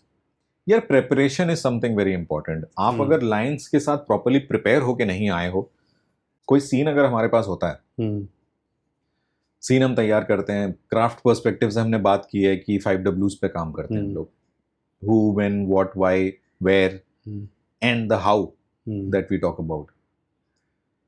Facts of the scene. Factually अगर आपकी परफॉर्मेंस किसी वजह से अटक रही है तो वो सवाल आपके डायरेक्टर से करेक्ट होने चाहिए. These are the main things, यार. Like if somebody is not sincere enough, they wouldn't read it properly. If they don't read it properly, they won't have the right questions, if there is any question required for their performance. And if there is no right questions, their performance will be factually wrong, right? मैं तो ये बात कर ही नहीं रहा हूँ कि उसमें कॉन्फिडेंस कितना है, रिलैक्सेशन कितना है, कॉन्सेंट्रेशन कितना है, और यू नो फिजिकल लैंग्वेज कितनी है. ऑडिशन रूम में जब हम ऑडिशन कर रहे होते हैं उस पॉइंट ऑफ टाइम पे हम कोई कैरेक्टर तैयार नहीं देखते, हम तो आपको देखते हैं. आप मेरे ऑडिशन रूम में आए हैं, आपको इन द मोमेंट रहना है, लाइंस आपने अच्छे से याद की है, सही समय पे आए हैं, और जो मैं आपको इंस्ट्रक्शंस दे रहा हूँ उसके हिसाब से आप अपनी एक्टिंग को ट्यून कर पाए, चेंज कर पाए, यू नो, वो इम्पोर्टेंट है. तो ज्यादातर लोग गलती करते हैं, प्रिपरेशन में ही गलती कर देते हैं, कि या तो सिर्फ लाइंस याद करके पहुंच गए, या तो मतलब there have been incidents where I was working for some really big projects, like international Fast and Furious 7 के लिए काम कर रहा था मैं. So there was no Bombay में, there was no actress who was left जिनका ऑडिशन मैंने ना किया हो. But there have been actresses जिनको मुझे जाके 1 घंटा उनके साथ रिहर्सल करके उनको लाइंस याद करवानी पड़ी, उसके बाद उनका ऑडिशन हुआ, वो भी घटिया. You know, Deepika and Ranveer, they were working on which film? Bansali's film. Ramleela they were working. So I went to Film City to shoot the audition for Deepika. And so dedicated, both of them. You know, Ranveer was making her learn the lines. He was rehearsing with her. And when they were totally done with the rehearsal, ready with the lines, then she auditioned for us. No? Okay. So preparation is something which people generally take it lightly. Also depends on the scene. Abhi, if there is a scope of improvisation and you know, so then possibly you just learn the lines and be in the moment, and you are open about instructions, and you know, if there is a special thing that you get in the moment, if there is a co-actor, I'm looking at you, maybe I do a gesture, something like this, and you get affected and you immediately perform out of it. So craft perspective से मैं अगर बोलूँ तो being in the moment is something which is very important for any actor, and especially in the audition rooms. Mistake is something which is underprepared. Okay. Not very serious enough, not sincere enough. ठीक है. And being a casting director, आपको क्या लगता है एक actor का daily routine क्या होना चाहिए, right from waking up to going back to bed? हाँ, मुझे ऐसा लगता है कि जैसे एक्टिंग के क्राफ्ट पर्सपेक्टिव से जो काम होता है उसके लिए दिन में कोई एक टाइम होना चाहिए, राइट? फिजिकल एक्टिविटी के लिए जरूरी है कि आप कोई किसी तरीके का वर्कआउट करें, क्योंकि this is the only tool that we have, right? Our body, ये अगर फिट नहीं है तो आप काम ठीक से नहीं कर सकते, राइट? और लाइक जैसे पढ़ना बहुत ज़रूरी है, दुनिया की अलग अलग तरीके की फिल्में देखना बहुत ज़रूरी है, एक्टिंग की जो बुक्स हैं उनको पढ़ के उसको अप्लाई करना बहुत ज़रूरी है. हमको पता नहीं होता कि कौन सा भी, जैसे आराम से हम बात कर सकते हैं मेथड एक्टिंग, हम ऐसे ही बोल देते हैं, मतलब किसी के मुंह में अटकता भी नहीं है बोलते हुए कि मेथड एक्टिंग, राइट? लेकिन मेथड एक्टिंग के बारे में मैं अपनी बात नहीं कर रहा हूँ कि मुझे पता है, मैं भी नहीं जानता, but generally it has become very easy to talk about acting, but when we talk about applying, जब आप कोई क्राफ्ट सीखते हैं उसको जब अप्लाई करते हैं अपने क्राफ्ट में, उसमें हालत खराब होती है. तो उसके लिए आपके पास टाइम होना चाहिए. अभी जैसे मैं अपनी अगर बात करूं तो मेरा रूटीन मुझे यही अलाउ करता है कि मैं सुबह 6 बजे उठूं, 1 घंटा जो भी मुझे अपने आप को तैयार करने में लगे। उसके बाद फिजिकल एक्टिविटी जरूरी है, जिसमें मैं चाहे जिम जाऊं, चाहे मैं बैडमिंटन रेगुलरली खेलता हूं। और दूसरी चीज, उसके बाद मेरे क्राफ्ट पे काम करना जरूरी है, और क्राफ्ट इज वास्ट, बहुत वास्ट है। अब ये एक्टिंग क्या है, करंत विद्या है भाई, है ना। जब करोगे तो समझ में आएगा कि कर भी पा रहे हो, नहीं तो देखो बस दूसरों को। बस देखने में हमें आसान लगता है कि इरफान खान ने आसानी से एक्टिंग कर दी, लेकिन जब आपको उसको करना होता है तो उस एप्लीकेशन में आपकी जान निकलती है, उसकी प्रैक्टिस करनी पड़ेगी। एक्टिंग प्योर साइंस है, कोई भयंकर चीज नहीं है, साइंस है, लेकिन ये हमको मालूम है, उसके रूल्स एंड रेगुलेशंस हैं, उसके हिसाब से आपको काम करना पड़ेगा। तो रूटीन वाइज अगर हम बोलें तो ऑफकोर्स आपको बॉडी के ऊपर काम करना है, माइंड के ऊपर काम करना है, सोल के ऊपर काम करना है, राइट। जो हम जिंदगी जी रहे हैं, जीवन यापन जो हो रहा है हमारा, रिलेशनशिप्स के ऊपर आपको काम करना है, और कॉन्शियसली काम करना है। यू नो, घर से बाहर निकलते हैं, जितने लोगों से मिलते हैं, nature, travelling is very important for an actor, meeting new people is very important for an actor. There is a lot of hard work, but again वो आपके ऊपर है, आप उस चीज को मजे भी ले सकते हैं, मजे करके भी कर सकते हैं। बट हाँ, रूटीन वाइज यही है कि आप इस चीज को ब्रेक डाउन कर लें कि बॉडी माइंड सोल पे आप काम कर रहे हैं, आपका डाइट का बहुत आपको ध्यान रखना है, एंड पढ़ाई लिखाई बहुत करनी है, फिल्में बहुत देखनी है। और नाउ अभी आजकल के टाइम में तो ऐसा है कि हमारे पास बहुत सारे एवेन्यूज हैं एक्टिंग सीखने के। अभी जो मैं इतना ज्ञान दे रहा हूँ यहाँ पे, if somebody is watching it, whenever they will watch it, तो they will get information about it, right. और सिमिलरली ऑनलाइन काफी मटेरियल है भाई, बहुत किताबें हैं, सब कुछ फ्री में। Internet is a blessing, right, but there is a lot of stuff we have जिसका इस्तेमाल करके हम अपने आप को बेटर एक्टर बना सकते हैं। राइट। अब पी लो आराम से, पहले भी रख दी थी आपने, पीते ठीक है।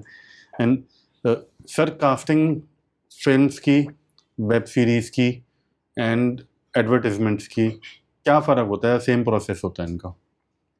टेक्निकली तो सेम प्रोसेस है, राइट, बट चूंकि मीडियम बदलता है, उसके हिसाब से उसकी रिक्वायरमेंट थोड़ी थोड़ी बदलती है। ओके।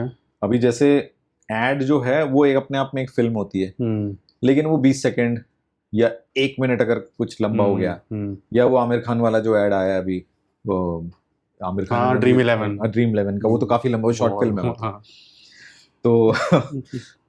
तो उसकी रिक्वायरमेंट थोड़ी थोड़ी बदलती है। जैसे एड की कास्टिंग के लिए, चूंकि the duration of the film बोलते हैं उसको, एड को भी, वो एक काफी छोटा अमाउंट है, इसीलिए वहां पे एक्टिंग उतनी मैटर नहीं करती जितना उस पर बंदे का लुक मैटर करता है। किसी का लुक ठीक है तो दे नो कि उनको फ्रेम क्या करना है, कट कहाँ पे करना है, तो वो पहले से प्री डिसाइडेड रहता है, because their story board is ready also.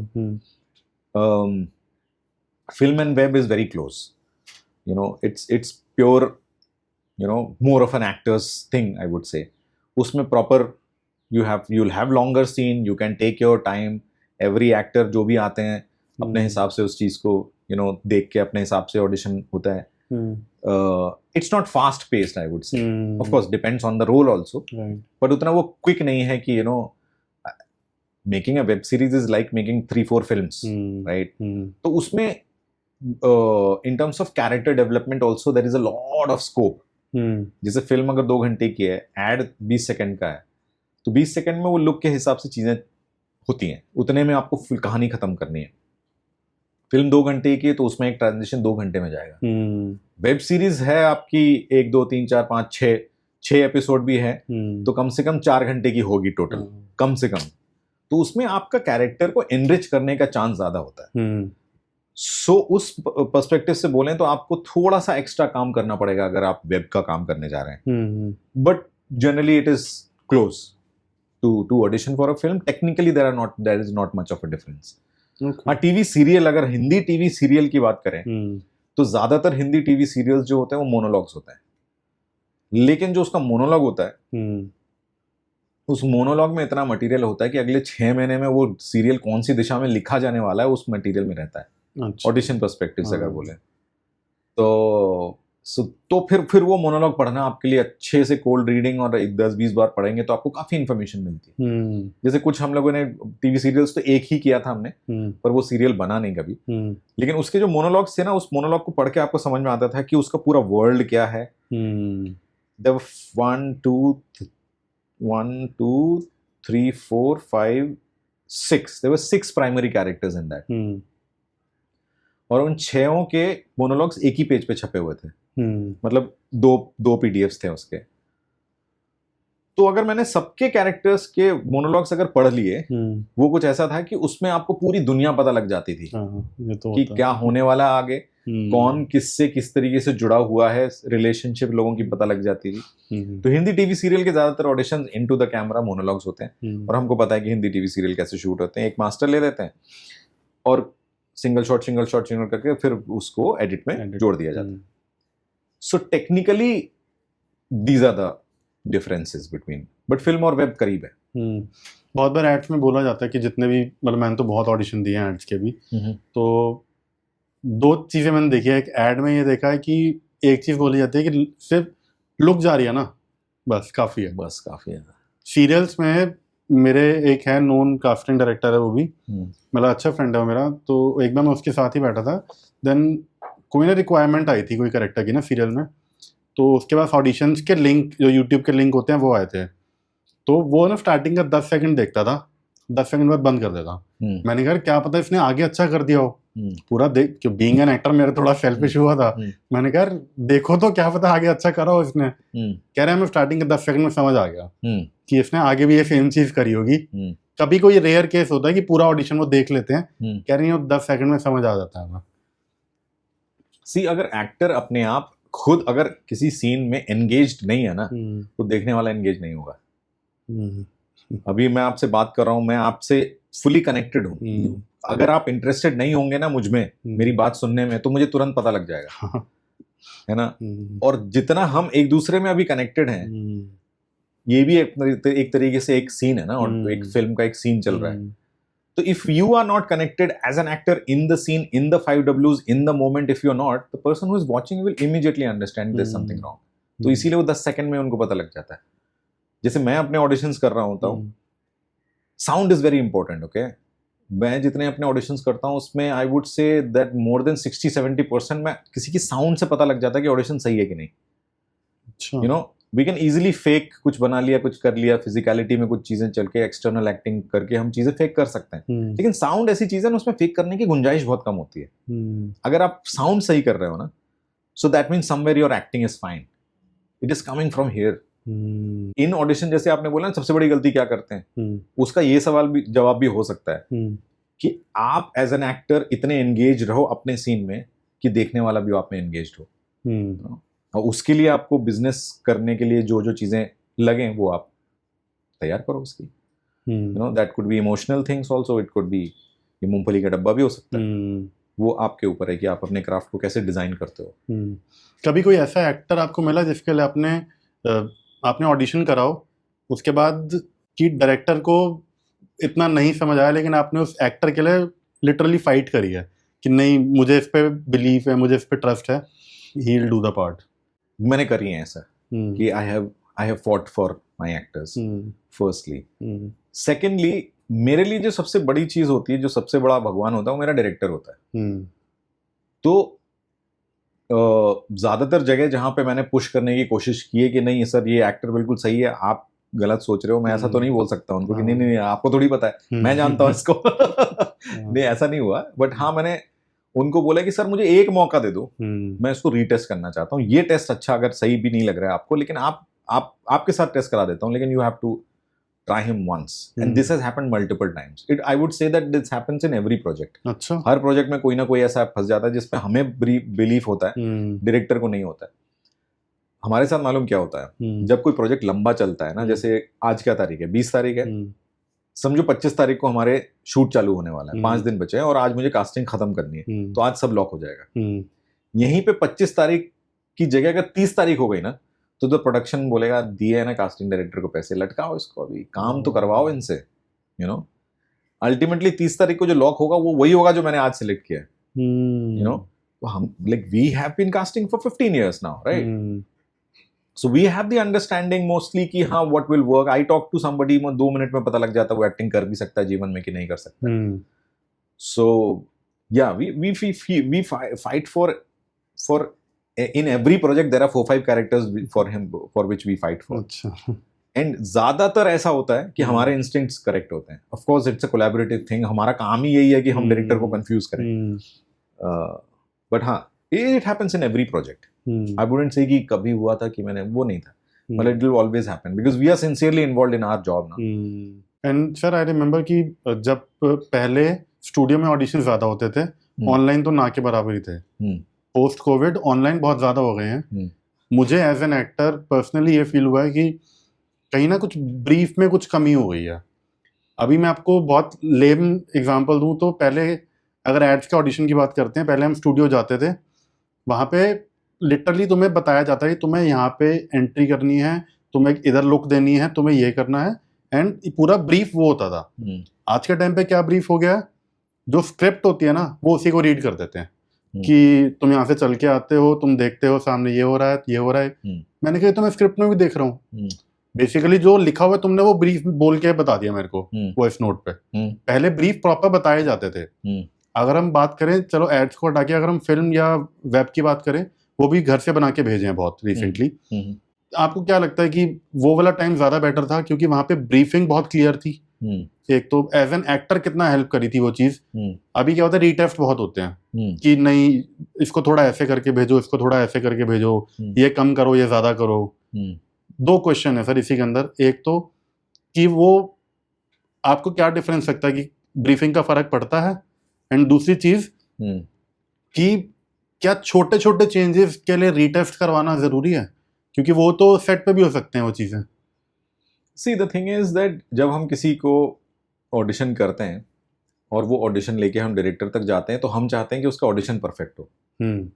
Director हमको अगर वो बोले कि वो वाली लेयर भूल गया, उस चीज को उसने नहीं प्ले किया, वो चॉइसेस एक्टर की गलत थी, so that is something which is unprofessional I would से.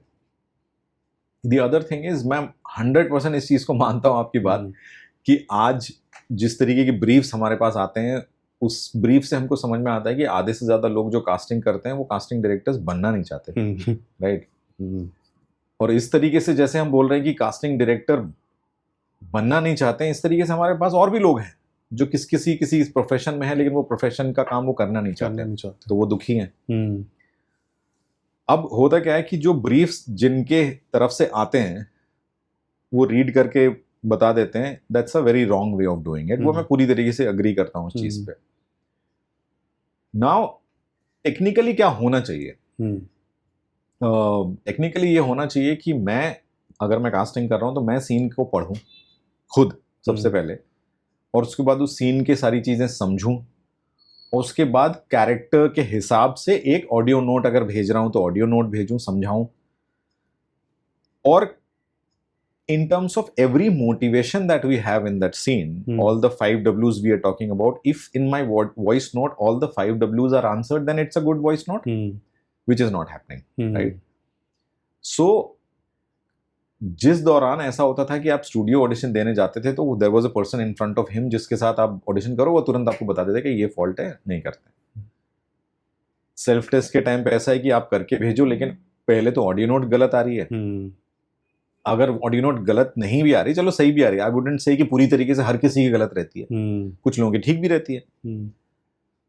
तो आप जो ऑडिशन बना के भेज रहे हो उसमें अगर कोई कमी है तो वो तो मैं रीटेस्ट करने के लिए बोल रहा है. सो अब अगर हम प्रोज एंड कॉन्स देखें तो उसका फायदा ये है कि सामने आपके आदमी है जो कास्टिंग कर रहा है, वो आपकी परफॉर्मेंसेस देख के आपकी चीजें चेंज करा के आपको देन एंड देयर करवा सकता है.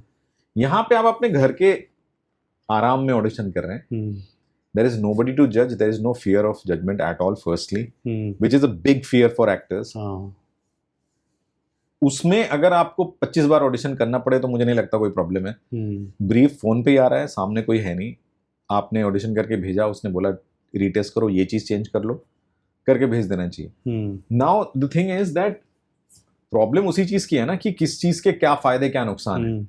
जाके ऑडिशन कर रहे हो तो उसके भी कुछ फायदे हैं, नुकसान है. मुझे नुकसान पर्सनली ये लगता है क्योंकि आपके सवाल में ऐसा था कि वो टाइम बेटर था कि ये टाइम बेटर है, दोनों के अपने अपने फायदे नुकसान हैं।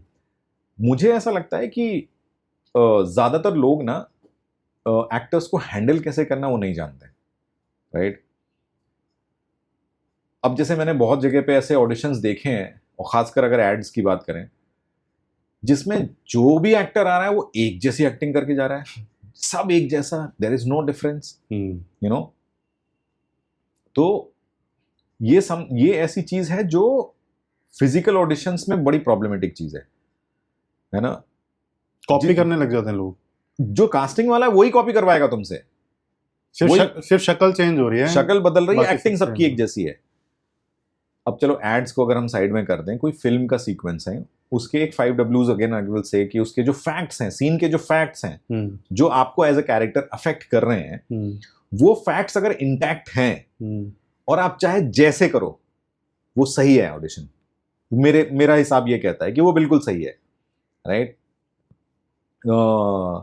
जो कि फिजिकल ऑडिशंस में 50-50% ऐसा है कि कभी हो पाता है, कभी नहीं भी हो पाता है, राइट।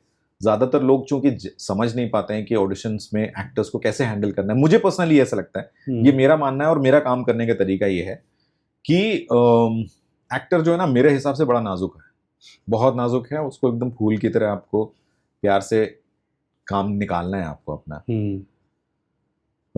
तो when an actor comes to my studio, so what I do is कि हाँ, आपके साथ मैं कोल्ड रीडिंग करता हूँ, आपने जो भी आपका इंटरप्रिटेशन है आप मुझे बताएं, मौखिक बताएं कि मैंने ये तैयारी की है, और फिर उसके बाद जब आपकी तैयारी के बारे में आपने पूरा डिस्क्रिप्शन दे दिया, आपको जैसा मन करता है आप ऑडिशन करें। जो आप घर से तैयार होके लेके आए हैं आप वैसे ऑडिशन करें, वो आपका इंटरप्रिटेशन है, वो बहुत इंपॉर्टेंट है मेरे लिए, बहुत जरूरी है। उसके बाद फिर आपके परफॉर्मेंस रिकॉर्ड होने के बाद मैंने उसको ओके किया, उसके बाद मैं उसको चेक करता हूं, चेक करके उसमें फैक्चुअली अगर कोई प्रॉब्लम है कि यहां पे 2 लोग बैठे हुए हैं और आप एक ही पॉइंट में देख के बात कर रहे हैं, तो वो फैक्चुअली गलत है ना। अभी जैसे आज दिन में मैंने एक ऑडिशन रिकॉर्ड किया, मेरे एक असिस्टेंट हैं उनका, तो वो कमरे में घुसते हैं और बोलते हैं सर, तो इतने में वहां से मैं और 2 लोग बैठे हुए हैं, there are 2 co-actors, one says कि what are you doing here, and he said sir important था, शर्मा सर ये इंफॉर्मेशन मैं देना चाह रहा था आपको। वो सो रूम में घुसा और बोला सर तुम यहाँ पे क्या कर रहे हो, सर मुझे इंफॉर्मेशन देनी थी। वो एक ही जगह पे देख के नहीं कर सकता है, तो वो फैक्चुअली गलत है। वो घुसा, सर तुम यहाँ पे क्या कर रहे हो, सर इंपॉर्टेंट काम था, फिर उसने उस तरह बात किया। तो वो छोटा एग्जांपल मैं आपको दे रहा हूँ। तो इस तरीके की चीजें जो हैं, वो अगर कुछ टेक्निकली गलत होता है वो मैं फाइन ट्यून करके उसका दूसरा टेक लेता हूँ, दैट्स इट। उससे ज्यादा की जरूरत नहीं है। In the audition, I'm not finding the pure character. I want somebody who's in the moment, is flexible enough, he's learned the lines well, whatever instructions I'm giving, he's able to make changes, he's looking the part, good enough. जब final audition या film जब shoot होगी, उस दौरान उसकी preparation होगी ना, reading होगी, तब डायरेक्टर और डायरेक्ट करेंगे उनको। So that's why I have stopped going for, auditions in somebody else's place. People do not know how to handle. Pros and cons हैं। फायदा ये है कि आप वहां जाते हो तो आपको तुरंत बना देता है कि सर ये चीजें गलत है, ये बैक स्टोरी है, क्योंकि half of the people don't even know anything about the back story. उनको ही नहीं पता होता, वो मुझे क्या बताएंगे, है ना।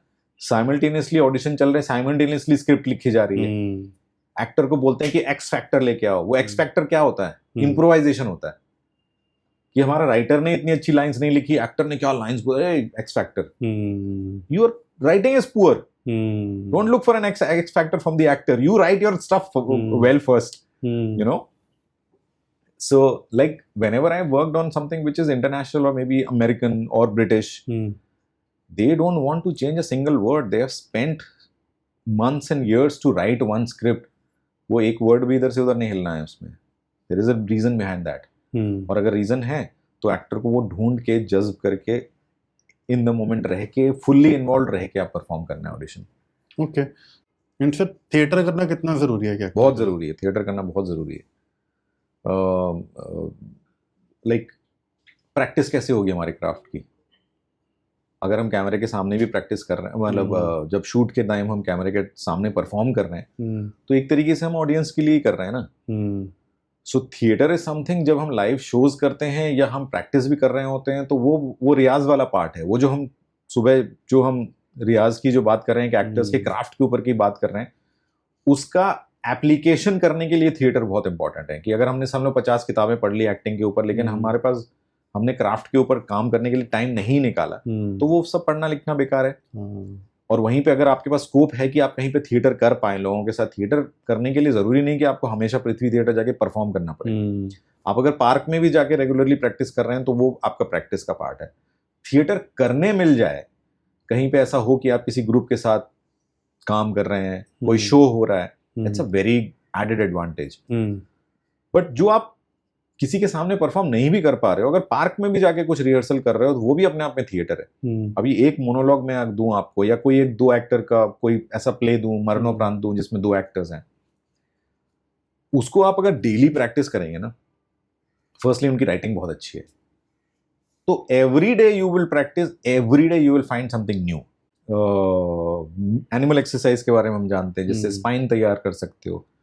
एक्सप्लोरेशन वाला जो पार्ट है, अपने आप को एज एन आर्टिस्ट तोड़ने वाला जो काम है, वो थिएटर में ही होता है।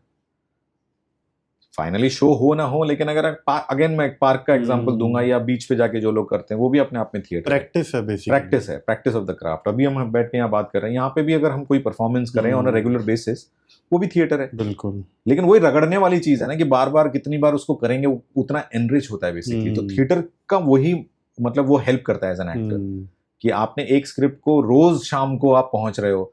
और कास्टिंग ने आपको एज एन एक्टर कितना हेल्प करा? बहुत हेल्प किया यार। अभी casting is something which is behind the camera, actor करता है इन front of the camera.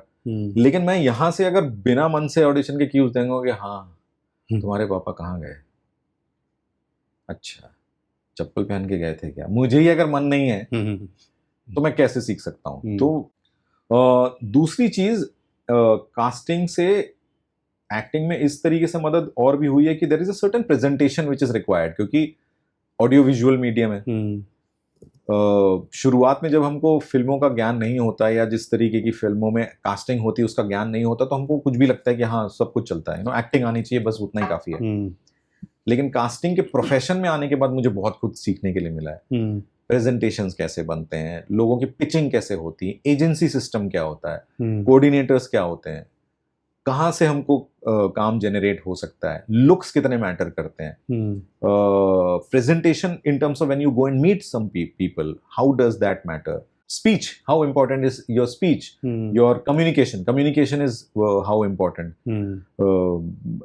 then sports, and your routine, everything is mostly whatever I've learned in these 15-20 years, most of it is coming from the experience of casting, so it has helped me a lot as an actor as well. मैं casting director हूँ। मैंने आपको किसी scene के लिए approach करा, मैंने आपको स्क्रिप्ट व्हाट्सएप करी कि त्रिशान सर इसका ऑडिशन बना के भेज देना। तो आप जब वो स्क्रिप्ट को पढ़ोगे अपने फोन पे जब आती है, तो आप एज एन एक्टर पढ़ते हो या आप एज अ कास्टिंग डायरेक्टर पढ़ते हो कि आपको पता है कि मैं क्या चाहता हूँ इसमें? यार मेरे दिमाग में दोनों चीजें चलती हैं, क्योंकि एक्सपीरियंस है अभी कास्टिंग का, राइट। कई बार स्क्रिप्ट पढ़ के मुझे समझ में आ रहा है बेवकूफ बना रहा है, बेसिकली इसको भी नहीं पता आई am not right for the character. अच्छा, तो आप क्या बोलते हो उस केस में? नहीं, मैं कुछ बोलता थोड़ी हूँ, देते हो आप ऑडिशन? मैं ऑडिशन शिद्दत से ऑडिशन देता हूँ, मुझे ऑडिशन देना है, that's a chance for me to perform. मैं ऑडिशन, और एक नया सीन आया मेरे सामने जिसको मैंने पहले कभी नहीं पढ़ा, कभी नहीं किया है, तो मैं उसको ऑडिशन एज एन अपॉर्चुनिटी ले रहा हूँ, मैं ऑडिशन भेजता हूँ। बट हाँ, जब सीन आता है उसमें मेरी दोनों चीजें जागी हुई होती हैं, मेरा कास्टिंग डायरेक्टर भी और एक्टर भी। तो वो पढ़ के मुझे समझ में आ जाता है कि क्या होना चाहिए। हाँ, ये जरूर है कि वो मेरा पर्सपेक्टिव है, वो एक्चुअली कास्टिंग डायरेक्टर का पर्सपेक्टिव है कि नहीं, या उसके जो डायरेक्टर है उसका पर्सपेक्टिव है कि नहीं, वो टोटली अलग चीज है। तो फिर उस हिसाब से बना के भेजते हैं। जैसे recently I was testing for, I think I tested something for Parag Chadha, I think he is also casting director. तो उनके लिए मैंने कुछ टेस्ट किया था and he asked me for a retest. तो मुझे समझ में आया कि मैंने जो सोच रहा था वो वैसे नहीं होगा, उसको चेंज करना पड़ेगा। Then I change and send it to him.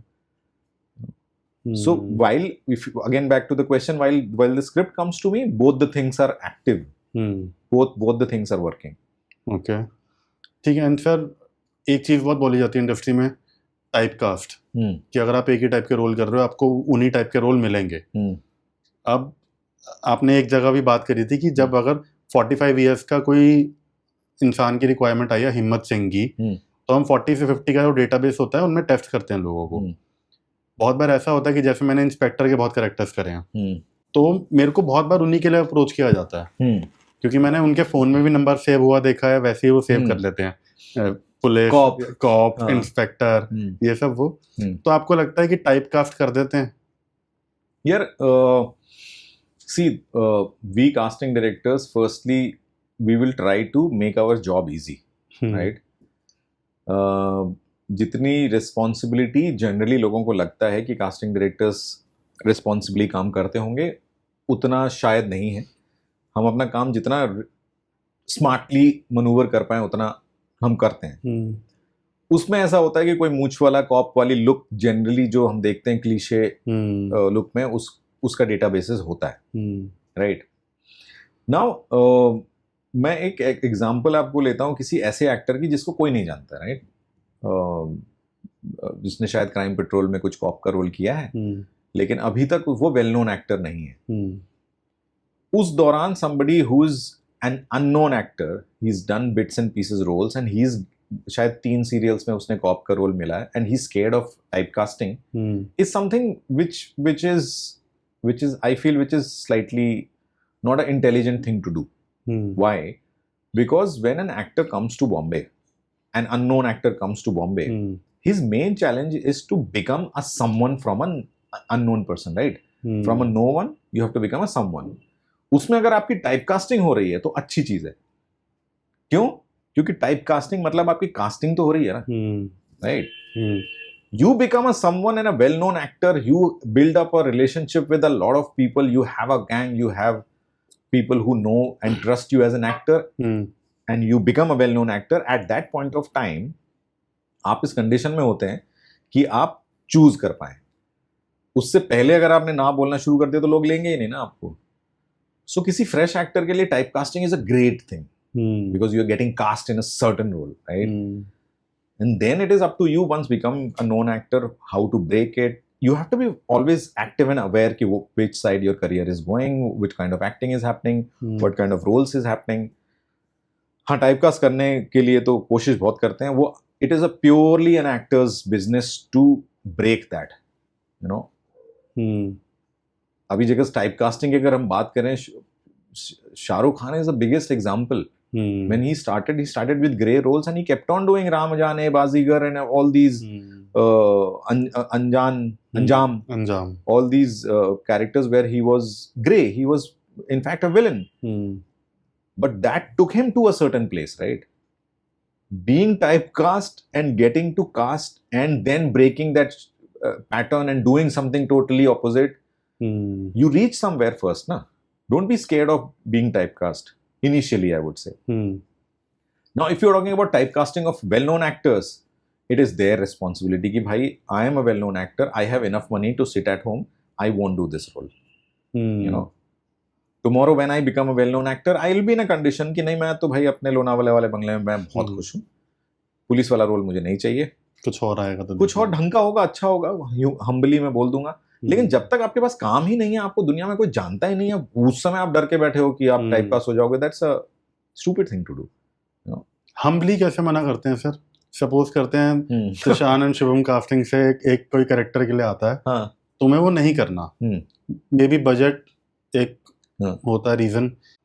अब कई बार आते हैं रिक्वायरमेंट, एक आई तुमने मना कर दिया कि नहीं, नॉट इंटरेस्टेड, दूसरी आई तुमने मना कर दिया। एक डिप्लोमेटिकली क्या सही तरीका मना करने का? See, this is called communication skills that we are talking about, right? वो कई तरीके से होता है। जैसे आज मेरे दोनों शोज रिलीज हुए। I got a call for a series. अच्छा, एक दिन का काम था, कल ही शूट था उसका। Now the scene that was sent to me, उस कैरेक्टर का एक ही सीन था। I am expecting to do bigger roles now, and both the series जो मैंने किया, they are in terms of quality, they are better known shows. Khaki is a huge franchise. Lutkand is a big project from Amazon. So at this point of time, I'm in a condition to maybe bag a better role now. अब मुझे मना कैसे करना है वो totally depend करता है कि मेरा रिलेशनशिप कास्टिंग वाले के साथ या डायरेक्टर के साथ कैसा है। अभी जैसे जितने भी बड़े प्रोडक्शन हाउसेस में हमने काम किया है वहां पे बहुत बड़े एक्टर्स को हमने पिच भी किया है जो उनको पसंद नहीं आया है, और उन्होंने डायरेक्टर के साथ रिलेशनशिप इतना अच्छा था कि उन्होंने बोला कि यार ये मुझे मैं this is not what I want to do, right. Now I will give you an example of this actor called Jeet. Jeet he is like Shahrukh Khan in Kolkata. Bengali actor है, खाकी में है ना, खाकी में वो मेन लीड कर रहे हैं, he is playing Arjun. And अभी जैसे उनको बॉम्बे से ऑफर्स बहुत आए, लेकिन he was waiting for the right thing and he knew how to say no to people also. अब वो ना बोलने के कई तरीके होते हैं। कुछ मेरे ऐसे एक्टर्स दोस्त हैं कि वो बजट इतना बताते हैं कि लोग ना कर देते हैं, खुद से ही मना कर देते हैं या बोलते हैं कि we are blocked for till 2027, not available. या ऐसा होता है कि उस दौरान मेरा कुछ शूट है जिस डेट्स में आपको चाहिए, या क्लियरली बोल सकते हैं कि भाई I am not looking for something like this, my 2 shows have released, I am looking for something more solid, please give me something which is better, I don't really want to do. और वो सामने वाला समझेगा। क्यों समझेगा? क्योंकि 80-90% जो casting वाले वो एक्टर्स हैं खुद, तो वो इस चीज को समझ सकते हैं कि हाँ he is saying something which is right. So multiple ways to say no to something, but of course humility की बात ये है कि बदतमीजी मत करें आप किसी के साथ की। मुझे फोन कैसे कर दिया आपने? ये रोल है मेरे लिए, ये तरीका है। आपको पता नहीं मैं कौन हूँ? मेरे 2 शो रिलीज हुए हैं आज, तो you will offend everyone, right? So of course there is always a way to talk to people, to say no to something.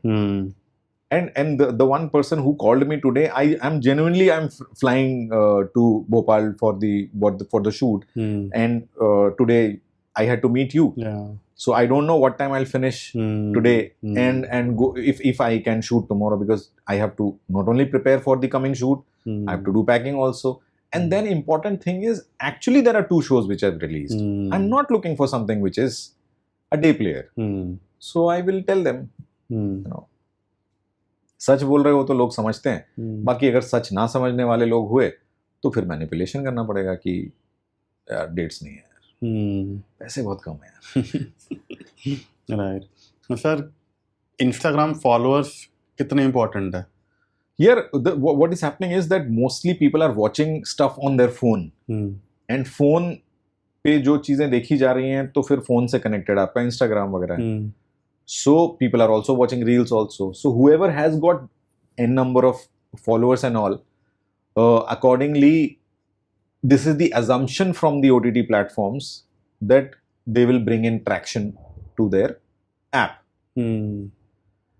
But यार हमारे साथ जितने भी लोगों ने, हमने अभी तक जितने लोगों के साथ काम किया, जहां हमने बोला कि भाई उनके फॉलोअर्स इतने हैं तो हमको बहुत डांट पड़ी है। अच्छा।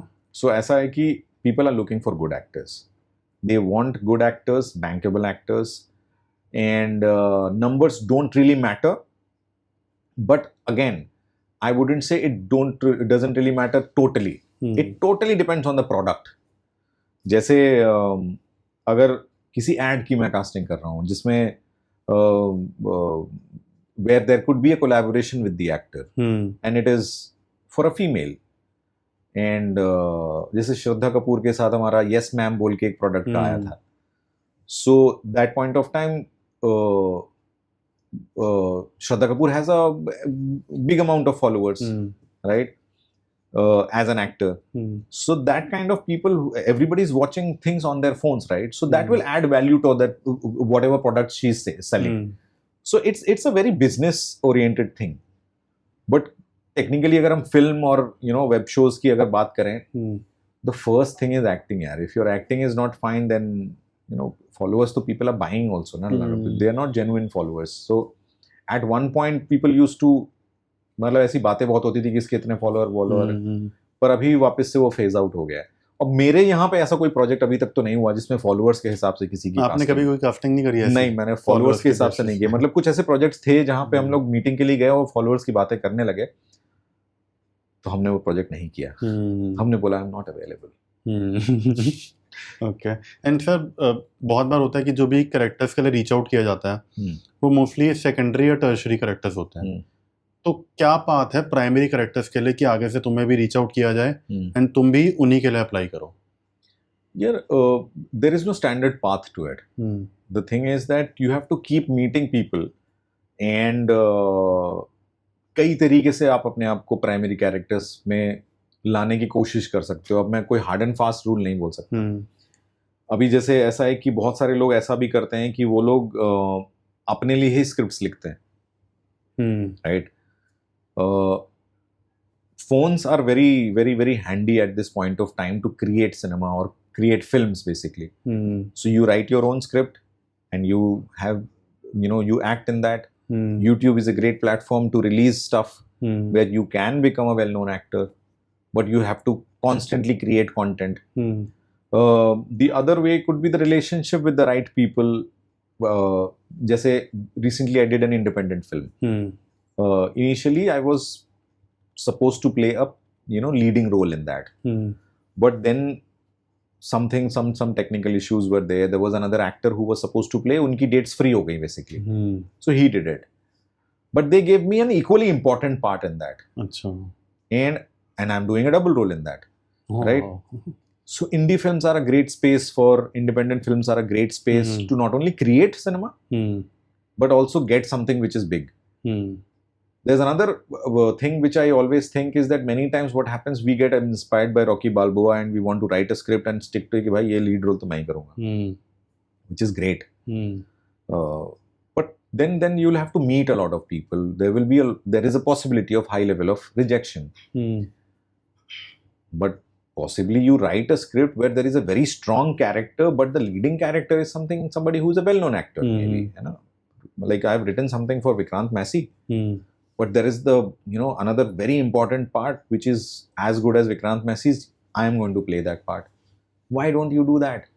Possibly लोग आपके ऊपर पैसा ना लगे, विक्रांत मैसी के ऊपर जब पैसा लगेगा तो आप मेन लीड कर रहे हो एक तरीके से उसमें, सेकंड लीड भी अगर है तो which is a primary. खुद को लॉन्च कर रहे हो। खुद को लॉन्च करने का तरीका ये तो है कि अब मैंने एक स्क्रिप्ट लिखी जिसमें मैं ही लीड एक्टर हूँ। बट अगर कहीं कॉमर्स आपको परेशान कर रहा है और आपकी राइटिंग तो निकल पड़ी लेकिन राइटर और डायरेक्टर प्रोड्यूसर बोल रहे नहीं तू एक्टिंग नहीं करेगा इसमें, मैं तेरी स्क्रिप्ट ले लेता हूँ, तो फिर स्क्रिप्ट ही ऐसे लिखो जिसमें सेकंड लीड जो है ना या पैरेलल हो या कोई ऐसा रोल हो जो equal to the big character है। तो लाइक इट्स स्टूपिड थिंग कि भाई मैं तो यही करूंगा, वो मत करो। ऐसी चीज लिखो जिसमें दो कैरेक्टर हो, जिसमें दूसरा तुम कर लो जो टेक्निकली प्रोफेशनली और मतलब पैसे पर्सपेक्टिव से लोगों को लगेगा हाँ चल ठीक है ना, he can do this part, why not? Then slowly you can graduate to a different level. And as an actor, जब आपको कोई नहीं जानता है उस पॉइंट ऑफ टाइम पे हमको ऐसा कंटेंट क्रिएट करने की जरूरत है जो लोगों तक पहुंच पाए with least of resources used, बिना पैसे के, शू स्ट्रिंग बजट पे, उसमें क्वालिटी भी बेटर हो ही जाती है। एंड फिर जब वो किसी फेस्टिवल वगैरह में जाती है तो रीच बढ़ती है ना, उससे अपनी रीच बढ़ाना बहुत जरूरी है। कि फिर ये फिल्म तो रिलीज हुई, Soham Shah is a great example we have. शुरुआत उन्होंने कहाँ से की थी, आज देखो उनकी जो क्रेजी फिल्म आई है उसमें वो एक ही एक्टर है गाड़ी में, हाँ, only one actor is there and he's done the thing. So we have to keep our doors open for everything. You have to meet people also. We have to do, be connected to everyone also. You have to regularly audition भी करना है आपको। और जैसे आपने अभी एक सवाल पूछा कि लीड के लिए कैसे किया, ये क्वेश्चन आपको हर बार कास्टिंग डायरेक्टर के कान में डालना है कि मैं I am looking for something primary, and there is no shame in that, right? Why should we be scared? हमें डर किस बात का है? उनको बोलो कि मैं तो लीड देख रहा हूँ, मैं सेकंड लीड, मैं प्राइमरी देख रहा हूँ, मैं कुछ इंपॉर्टेंट देख रहा हूँ। बहुत सारे बड़े बड़े एक्टर्स से मैं मिला हूँ जिनके साथ हमने ऑडिशंस किए हैं, सीनियर एक्टर्स, वो लाइक 50 years old, एंड वो हमको कॉन्स्टेंटली बोलते हैं कि यार Tushan, if there is something solid let me know please, I am really keen to work maybe with this director और something which is better. How do you take it? उनका बोलना appreciate it, बिल्कुल। आपको लगता है सारे appreciate करते होंगे?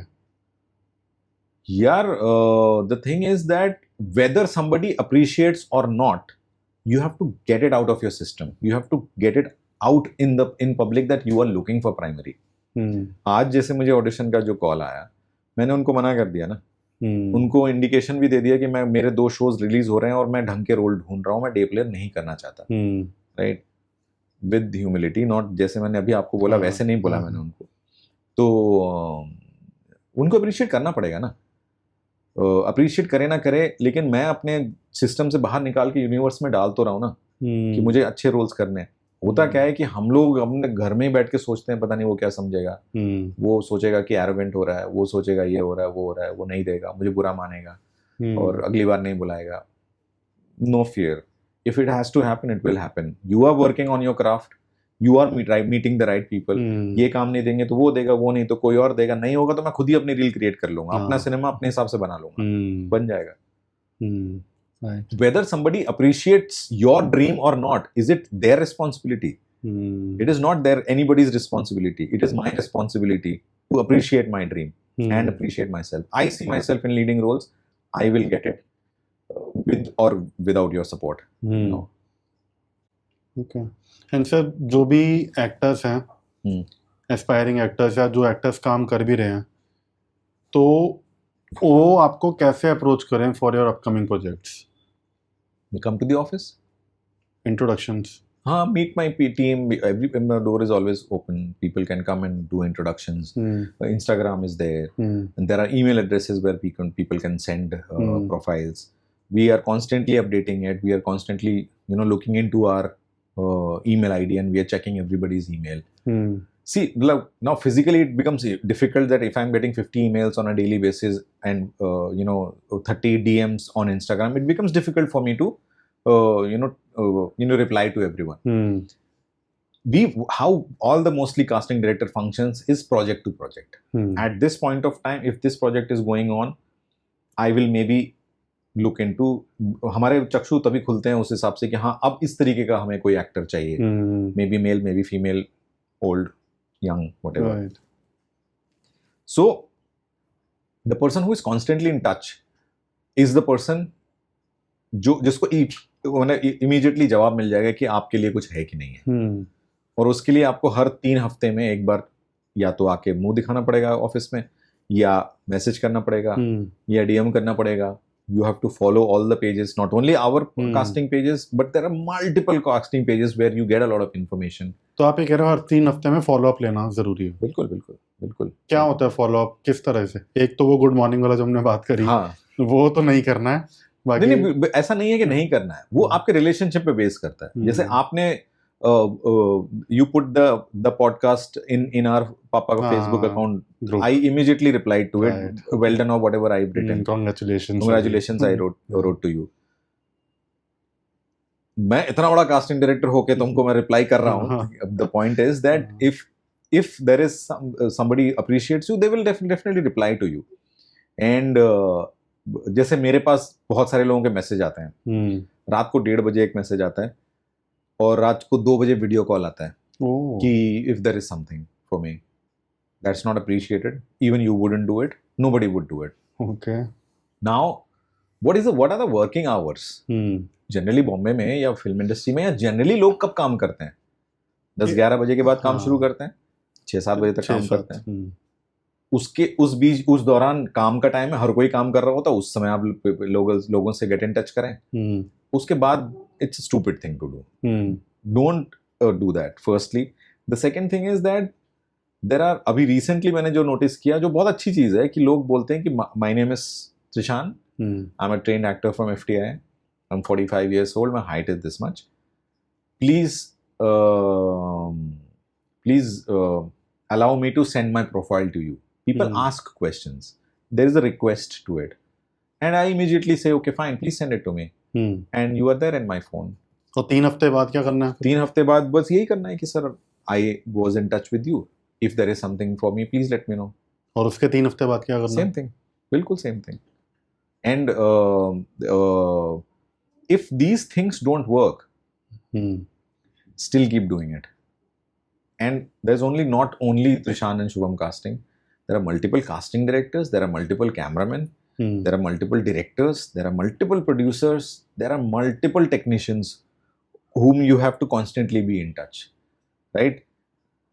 You tell me, what would you prefer? कि hey Abhimanyu, how are you? I was just passing by the place where you stay. Would you like to grab a cup of coffee at McDonald's maybe? This is one way of doing it, because you and I know each other, right? The second way could be, hi Abhimanyu, I'm looking for work. Please let me know if I can come on your podcast. Right? So the way you approach people is very, very important. So that's why we need to learn all these communication skills, how to deal with people, and no matter, we'll always meet people जिसके साथ हमको काम है. लेकिन कभी भी सामने वाले को अपने काम की रिक्वेस्ट से बर्डन नहीं करना है कि अगला बंदा बोले अरे यार ये तो हमेशा काम के लिए बोल करता है. एक्टर को जितना कास्टिंग डायरेक्टर की जरूरत है, उतना ही जरूरत कास्टिंग डायरेक्टर को एक्टर की है. जहाँ पे लोग अपने आप को रिस्पेक्ट करें, सेल्फ रिस्पेक्ट के साथ काम करें, तो दोनों का काम सॉल्व होगा. You know, what happens is that when we put all the burden on the casting director कि he is the only one who will make me whatever I can be in life, then when the things do not happen as per what you aspire for, at the present time भी जल्दी हो जाए तो अच्छा है, then bitterness comes. फिर आपको लगता है कि अरे यार ये तो घास नहीं डालता, ये तो मुझे कभी ऑडिशन के लिए नहीं बुलाता, ये मुझे कभी सही रोल्स के लिए नहीं बुलाता. तो वो बिटरनेस होनी नहीं चाहिए.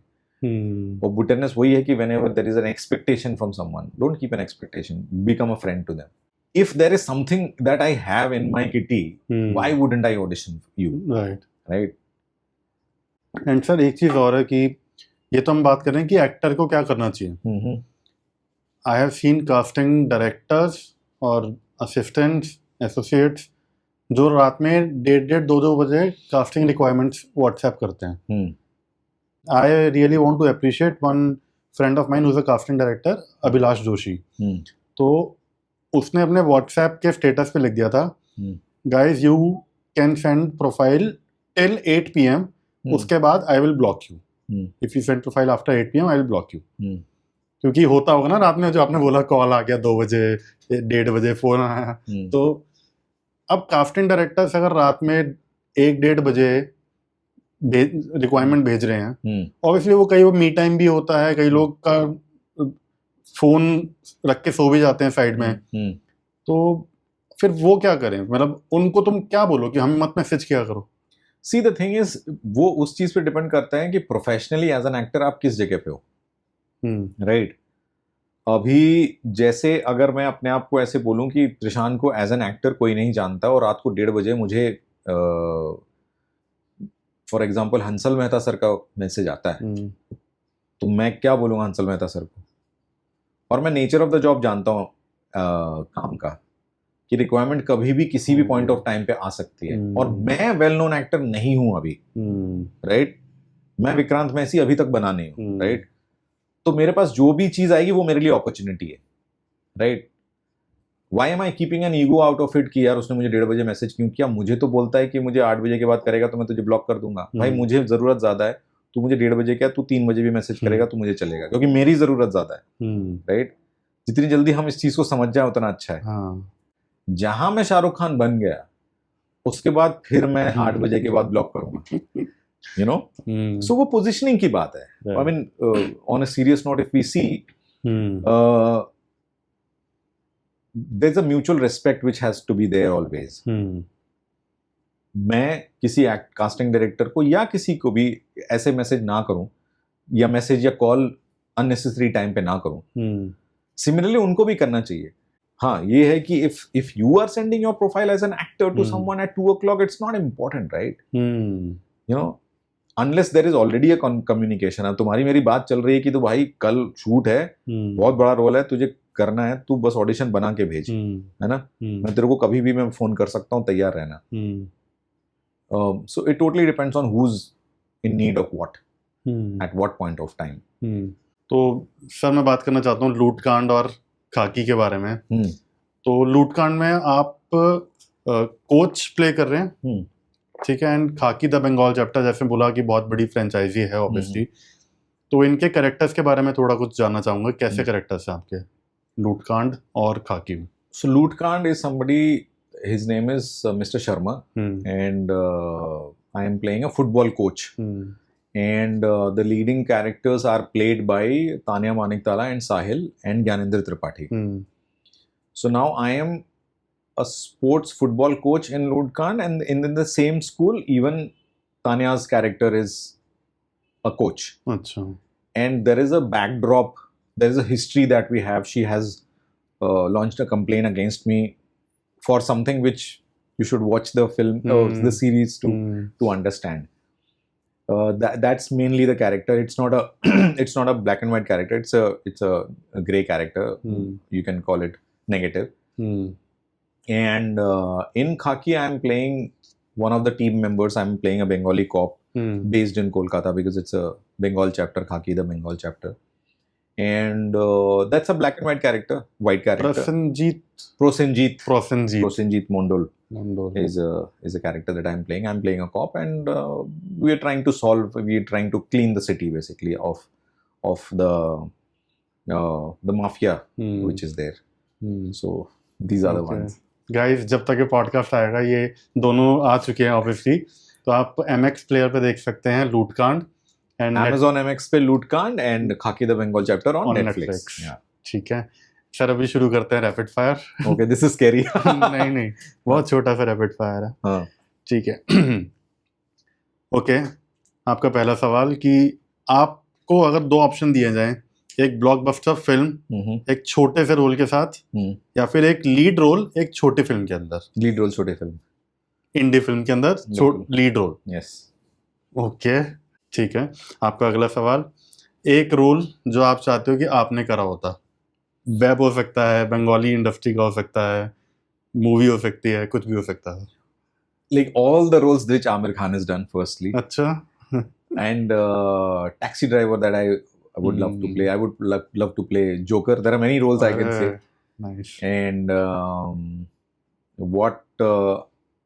there are multiple. They keep coming. Aamir Khan की कोई फेवरेट बता दो फिर. All of his films, यार. आप जो करना चाहते हो, अगर एक में रोल बोलूं कि अभी उसका रीमेक बन रहा है एंड वो आपको करना है.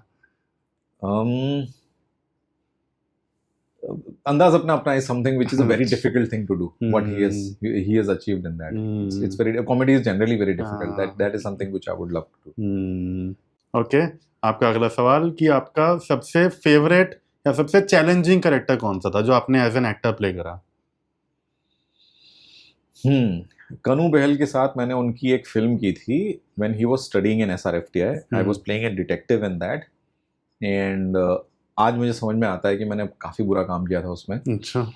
So that is one thing which was challenging. But there was another documentary that we did. I was not acting. He was following me with camera in Kolkata. I wouldn't say it is a character that was difficult, but those 3-4 days were very difficult because Kanu asked me such important questions to the actor inside me, which was very unsettling, जिसके बारे में मैंने कभी सोचा नहीं था basically.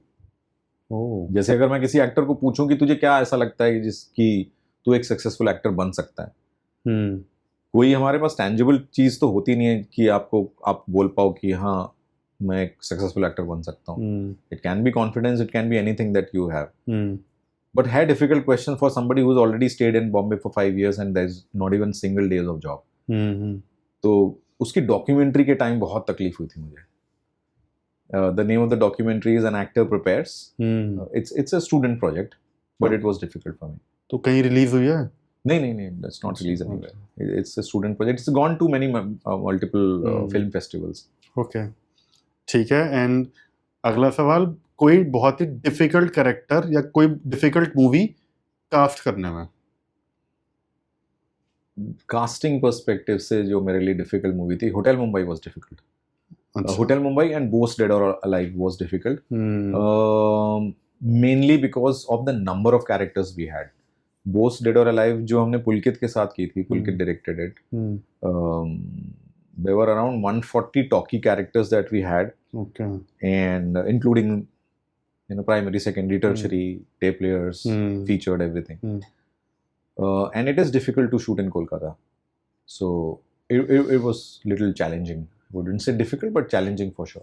और कोई ऐसा कैरेक्टर जो आपको याद हो कि उसको कास्ट करने में बहुत दिक्कत हुई थी कि बहुत मल्टीपल ऑडिशंस हुए थे?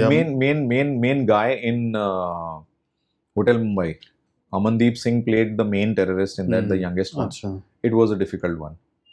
It was pretty challenging. We kept on, मतलब हमने auditions बहुत किए थे बॉम्बे में, और चूंकि वो कैरेक्टर पंजाब मतलब पाकिस्तान से था, तो एक सर्टेन लैंग्वेज की जरूरत थी उसमें. पंजाबी में भी एक सर्टेन लैंग्वेज चाहिए थी. Okay. जिसके लिए हम मतलब पंजाब जाने वाले थे, उससे पहले ही बॉम्बे में ही हो गया सब कुछ सॉल्व.